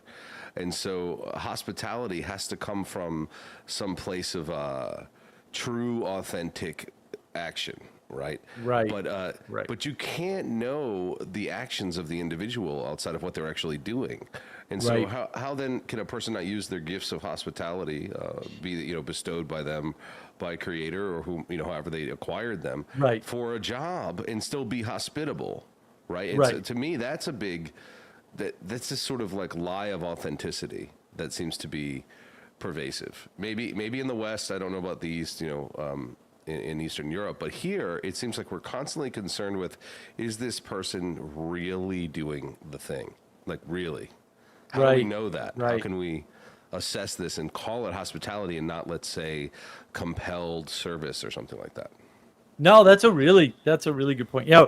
So sort of what I was talking about with hospitality is this idea of it's a ritual that is designed to facilitate a potential cooperation, right, towards a higher goal, right? And so you're looking up, like explicitly, in many of these hospitality rituals. Sure. You're actually looking at the same thing, and that thing is higher. Sure. Like, Gustav, what do you think about what Bruce was saying there? Because it seemed like you nodded in. Yeah, I guess that's true about the whole intentions thing, but I think there's a lot of cultural things wrapped up in this for us specifically because we don't get to host many people from outside our culture, and Latvians are a tribe. Like the best word to use for it is a tribe, and we do things differently within the tribe and outside the tribe. Sure. So that really changes things a lot. Well, we're all basically, like I wouldn't say we're all second cousins or something, but it does feel like it sometimes. Yeah, so there's sort of an assumption that people are in the same tribe there to some degree, right? If you're Latvian, yeah, and not only that, but even if you do go over to some other places for like tea or coffee or something, there's both an inherent understanding that the relationship doesn't go that deep in the end sometimes. So it's like sometimes it's like this funny game that you kind of play out with each other, and it's totally fine. But at the end of the day, you know that it's time to leave, and they know that it's your time to leave, and so everything's fine. So are you officially in the EU? Yes. Okay, but you're not in the Schengen zone or whatever nonsense it is. We are. You are? Oh, okay. Oh, I didn't think it extended that far. No, it doesn't. Because that came up during the fake news virus scam. Was like, right? Like that was a big division in the quote EU. All of a sudden there were two EUs again. And but you haven't maintained that sort of strive for equality. You're like, no, we're tribe Latvia. Go away. Yeah, well, some people want to change that, but it's just not gonna it's not gonna happen, and it's not up to me. It's not up to me. I'm fine saying that, and saying that also my personal opinion doesn't matter on this. It's just not gonna happen. Right. Latvians are a tribe, and we've been through too much. It's not gonna change. Good. I hope that continues. Actually, yeah. That's been the big problem is this equality, this humanism. Right, this idea that everyone's kind of equal and it doesn't really matter, and it's like, no, it matters a lot. And I think the problem is what people don't realize is that having separate cultures is important. Like we can't do without it. That's part of a hierarchy, a much larger hierarchy. The hierarchy is much deeper than people realize. I think that's the main problem. Self-similar fractal nature of reality is much more fractal than you realize. There's many more parts. There's many more pieces to it.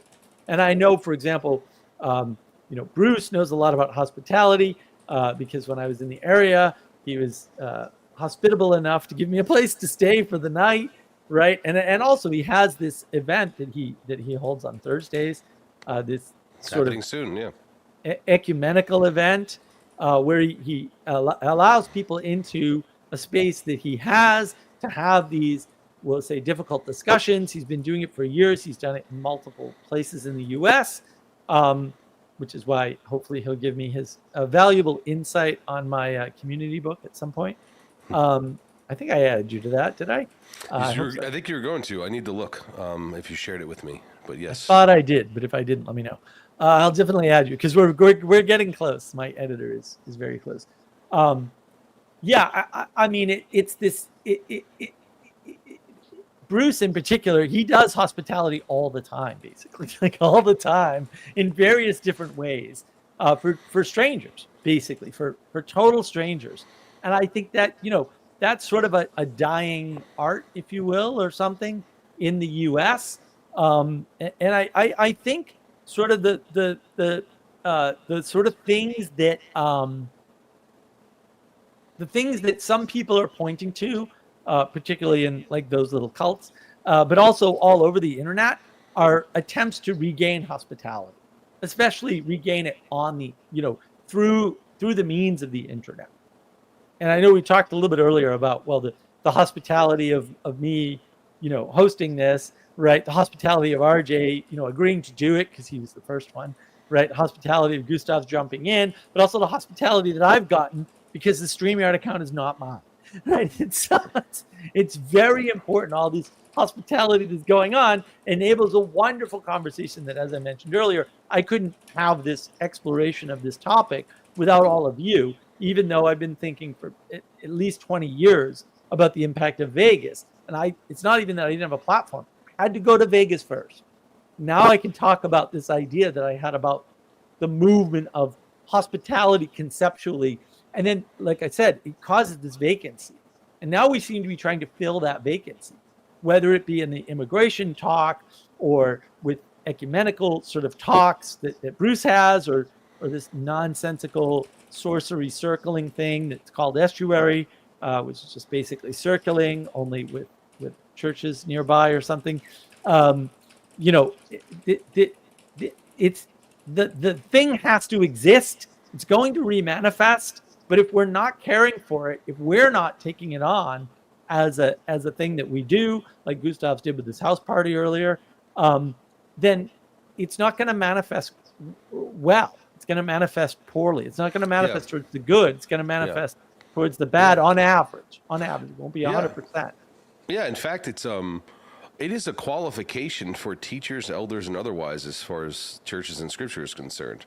Like I said earlier, philoxenia, lover of stranger, lover of others, being hospitable, pursuing hospitality is a fruit of the Spirit and a qualification for someone who ought be teaching. Because how can you teach without being hospitable? I don't know how it's possible. Right. Quite honestly, we've kind of lost that, right, with this intellectualism. Propositions only with no hospitality or something like that. I could read a book to do that. I could, you know what I mean? I could just read something without someone being hospitable enough to teach the thing. And it's a requirement for probably for greater good as far as I'm concerned, but to greater fault for those who employ such individuals without that, right? They're missing out on this. And I'm not saying if you're hospitable, you can teach, but I am saying that if you're a good teacher, you're hospitable. That's interesting. So you're kind of linking there the loss of the proper orientation or proper aim of hospitality, the proper understanding of conceptualization of it, to the destruction of education as such, or we'll call it the paucity or the lack of proper education. I hadn't thought of it that way, Bruce. This is why we do these things. That's a really interesting take. But I think you're right. Like if you're not, like if the university just becomes a machine for for money making or whatever, which very much has, that's going to come out in the next recorded video that I'm going to release, which I was going to release today, but instead I got to do this, which was better. We'll talk about that there too, because that's very much what some people have pointed out, not just Peterson. He's not the only one that's noticed. He doesn't talk about it that way either. But this idea that this can be enabled, and I think sort of the idea that Joey, who founded BOM, and that's the house that he built, among many other houses. He started this Jordan Peterson meetup group that's very much an hospitality sort of a thing, and the sort of hospitality thing that's super important to have in the society that we've lost. And again, I think we've lost that because we've also lost politeness and manners and etiquette. Those are all stepping stones to hospitality. And without that, or by denigrating that, which some people have done rather recently, by calling it a midwit take, none of those people are rise to midwit, by the way. They're all well below that, which is the problem. They think they're above midwit, and they're very much below it. They don't understand what they're denigrating. If they don't understand what you're losing by not having that step of politeness is a step to being hospitable. You can't be hospitable, and I think you're right, Bruce. Like, you need to be hospitable for certain things. I mean, I think probably the call is to be hospitable no matter what, right? Whether you're a teacher or not. But you certainly can't have hospitality if you don't have things like etiquette, if you're not polite, if you don't have manners, like all of that procedural stuff, because that is the procedural stuff. Hospitality can't be proceduralized, I would argue. That's the Las Vegas problem. But manners and etiquette is very procedural at some level. But that's important, because without that, you can't step up to a higher interaction. You can't enable that potential of the interaction between you and other people manifesting in something wonderful, right? That's what I think.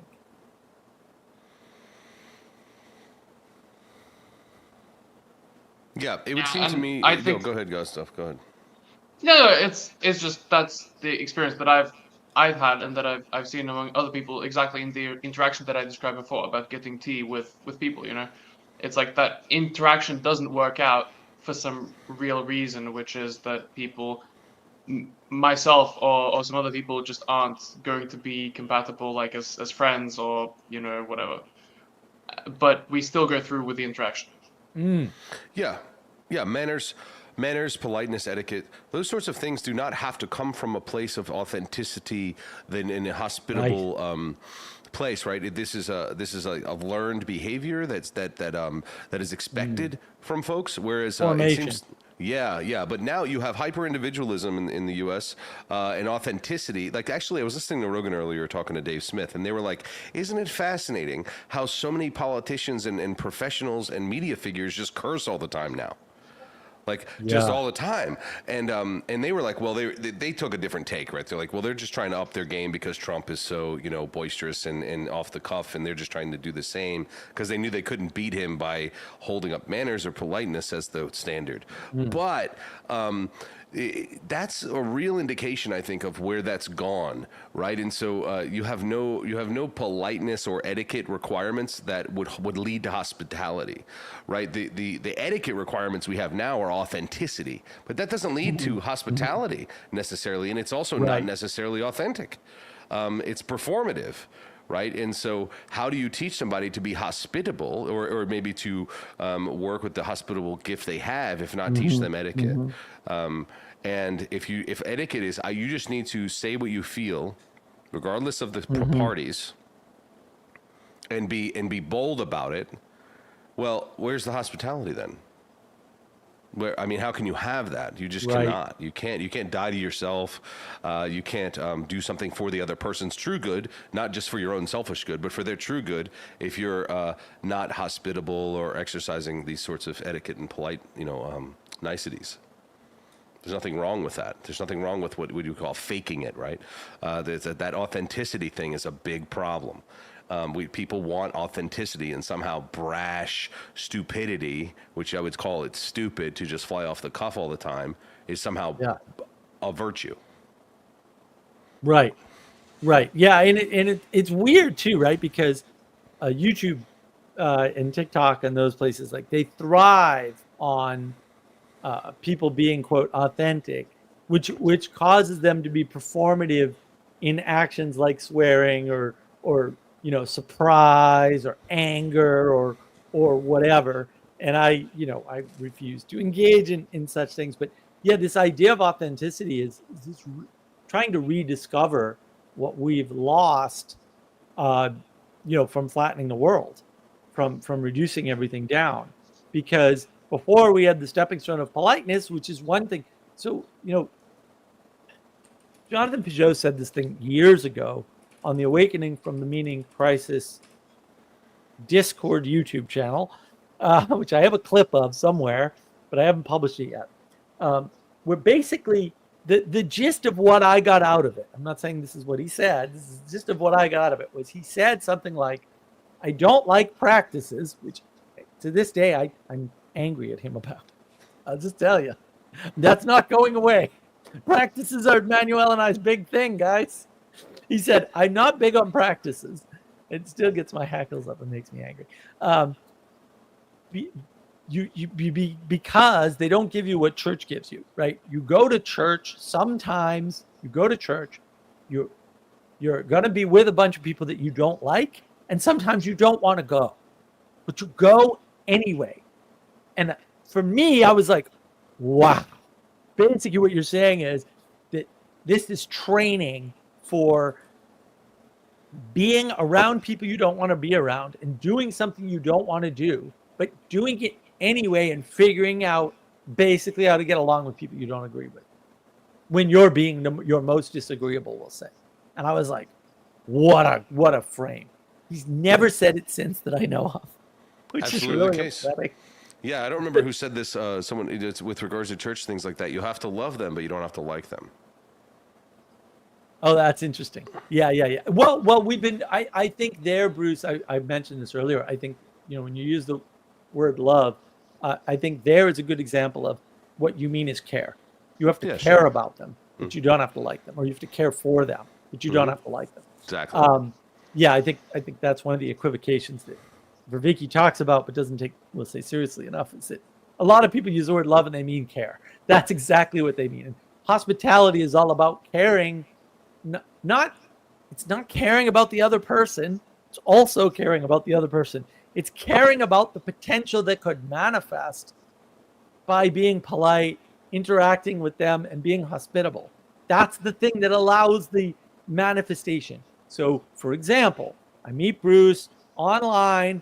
I actually end up going to his crazy Thursday thing, which, honestly, I've told you this before, a little uncomfortable because I was a little bit of a celebrity, and I was like, I don't want all these questions. I want to kind of sit back and just interact, but I was just getting bombarded with questions. It was still lovely, right? Yeah, it's a wrestling match sometimes. Yeah, sometimes. And then I got to spend the night at your house, which you were gracious enough to open up to me, so that I could continue my journey up north, right? So, you knew I was leaving in the morning, right? Like, I got to get on the road. I got to get up to where I'm going. I'm only halfway there, which is unusual. I usually try to do 2/3 of the journey in the first day, so I have an easier day the second day. But and that was a big deal, right? I remember you said like, oh no, we only do it on Thursday. And I'm like, no, you need to do it on Wednesday because I don't like to drive into New England on Friday. That's terrible. But I did, right? I made a bunch of compromises, right, so that I could experience your thing, and I got a bunch of hospitality in order to do that. And that's just enabled a better sort of closer relationship, between the two of us, right, and our ability to severely disagree about a number of very important things, and yet you're still gracious enough to come on and enjoy the hospitality of my live stream. Right, exactly. Yeah, because there's still care about a person. This is, I mean, to some degree, the Christianity fixes this. I would say it definitely fixes this. Not even to some degree, but there's a care about a person in spite of what they do, don't do, or how they act because of their nature, and so that sense is there, and you learn to do that through things like service practice and hospitality and etiquette, and there may be I'm sure in some people's lives where they never get over a problem with a person, but they still do what's right, not for their person's sake, but for the nature that they hold, which is image bearing, God's image on them. So in that sense, you have an obligation, responsibility, as it were, right, to do that. Now, but what happens with that is you tend to grow to like a person at some point, right? Many times you do. Yeah. And you learn a lot about yourself too, you know. Exactly. I do wanna, because I have to eat at some point. I do wanna run some down, but I wanna address Ixon. People try to link quote authenticity to caring, and remove caring from transactions. I think that I don't think Ixon. I don't disagree with you. I think it's the wrong way to talk about it, right? Because we flatten the world to transactions, caring's not an option, and authenticity is the attempt to re-enchant intimacy, right? And the problem is it's very hard to have intimacy or a quality of a relationship in equality, because all relationships need to be equal because we're all equal. And that's the intimacy crisis, is affected to a large degree by this equality doctrine garbage. We're not equal. We're not supposed to be equal. We're not going to be equal. If we were equal, it would destroy the world. Let's not do that, please. I like this. Or removing caring from procedures. Yeah, I mean, if you don't have a hierarchy in the world, then procedures are either the only thing you have and the only thing you need, or they shouldn't be there at all, and everything should be like, this poetically highly connected, intimate relationship, as you referred to earlier. There's no in between because everything's equal. This is why the flattening of the world, this equality doctrine, does one cause the other? It doesn't really matter at this point. Like, that's not the stream for that. If you want to see that stream, comment below. Right, we'll do one.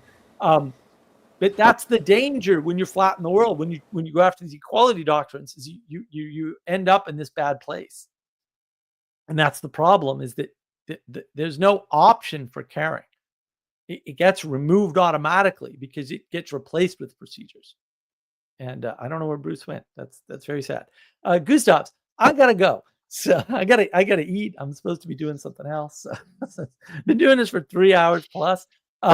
And hopefully Bruce will come back to give us his closing thoughts. But what closing thoughts do you have?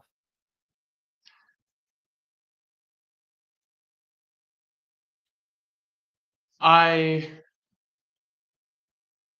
think I gained a little more appreciation for what happened at my place tonight. I think those are my closing thoughts. I'm gonna keep doing it. That's great. I mean, that's fantastic. That really that actually warms my heart. Thank you. It is wonderful. I wish RJ were here to give closing thoughts too, but I guess Bruce isn't coming back, which is sad. But that's okay. He'll be on other streams, I'm sure. Yeah, we should plan these out better. This is sort of last minute, but it just kind of worked out really well.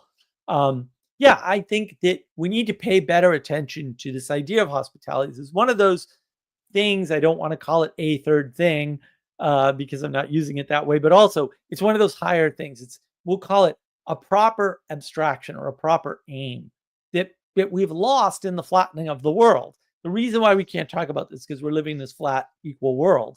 And that's why we're struggling with this concept that's vitally important to our world.